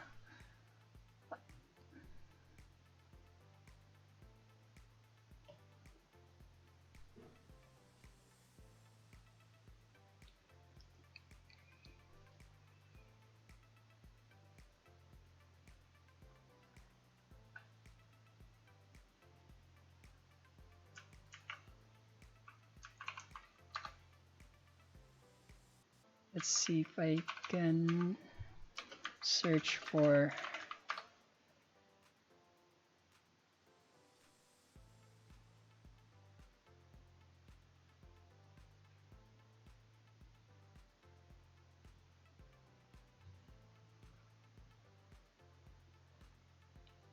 I will start uploading soon. Check mo more in reviews ako and equipments at BTS. Yes po. I already subscribed to your channel, I think. I'll check that. Try SL60 Godox. Ah, yeah, SL60. Is it W?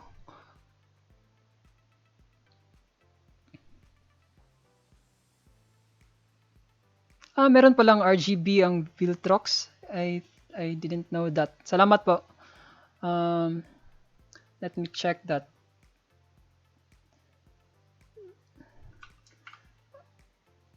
Viltrox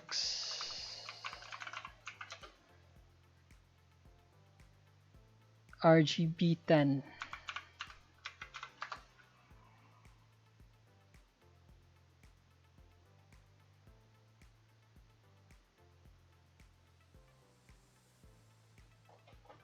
Ah, okay.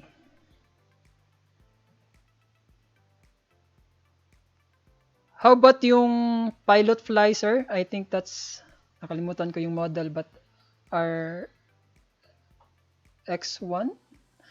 Kalimutan ko yung model ng Pilot Fly.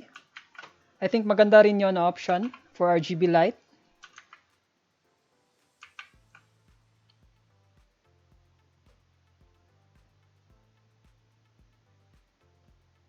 I'm looking for RGB light nga din. Let's see.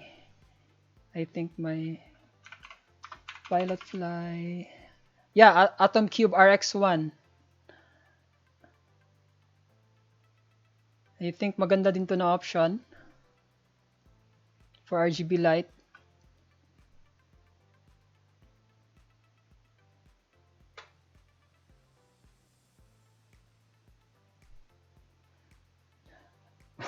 Yung nga, LED light ko, ito lang yung cheap na Andover.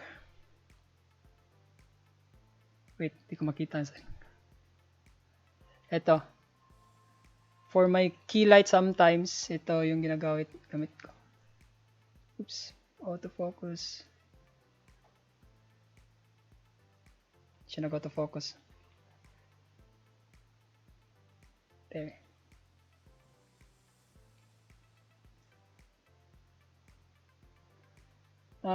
Kaya paano rin kaming bumili.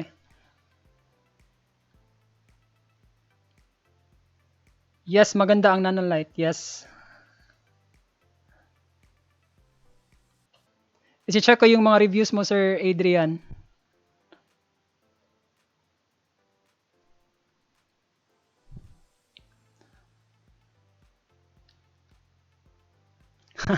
Oo nga po. I agree. Pero sometimes meron ding depende sa situation, like kailangan mo talaga mag-invest. Pero for YouTube videos lang, yes, have um, we can improvise the lights we have. Hindi siya bicolor. Meron lang siya nung nilalagay na orange parang gel sa front para to make it warm. It's the cheapest LED, I think. I think nabili ko yun 700 that time, 700 pesos. Just to try. So, anong oras na ba? It's already 8. Time flies so fast. Nag 2 hours na pala ako. Hindi na namalayan. Game.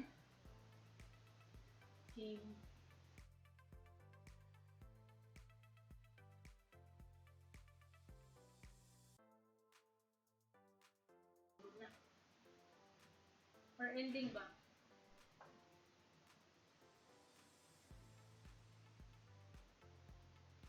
So, maraming salamat sa lahat ng nagpunta sa first LS ko.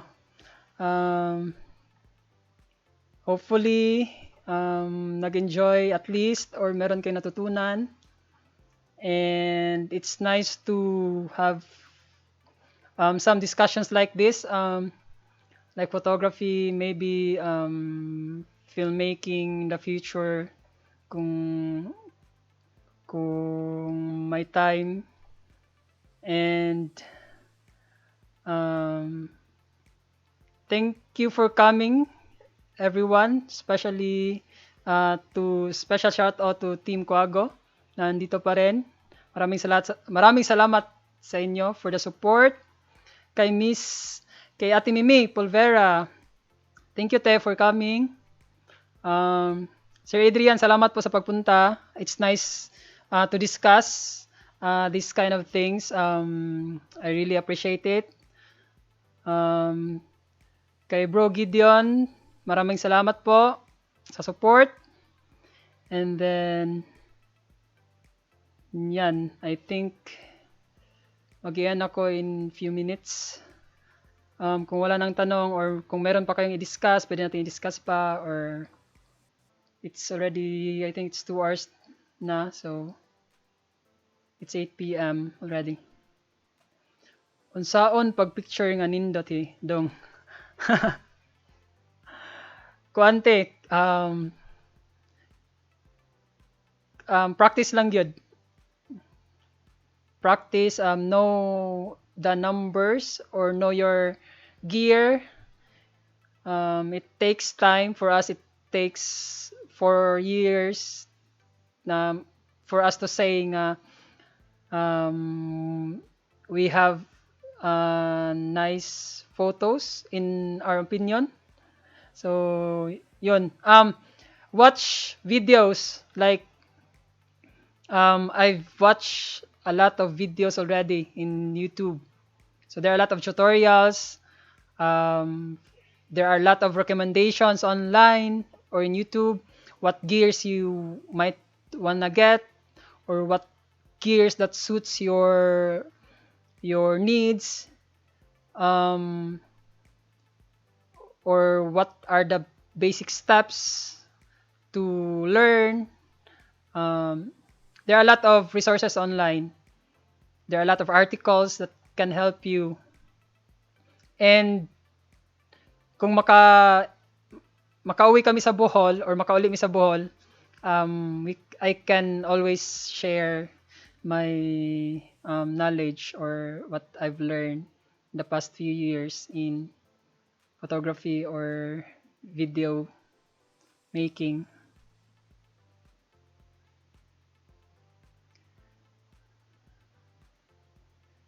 So I think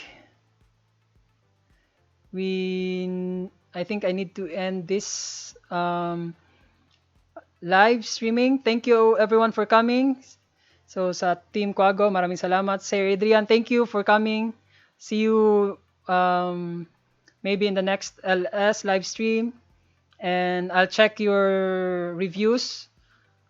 What else? Thank you, Mimi. Ate Mimi, salamat for coming. Thank you kay Manoy at Kuya sa akong family. Full support for my first LS.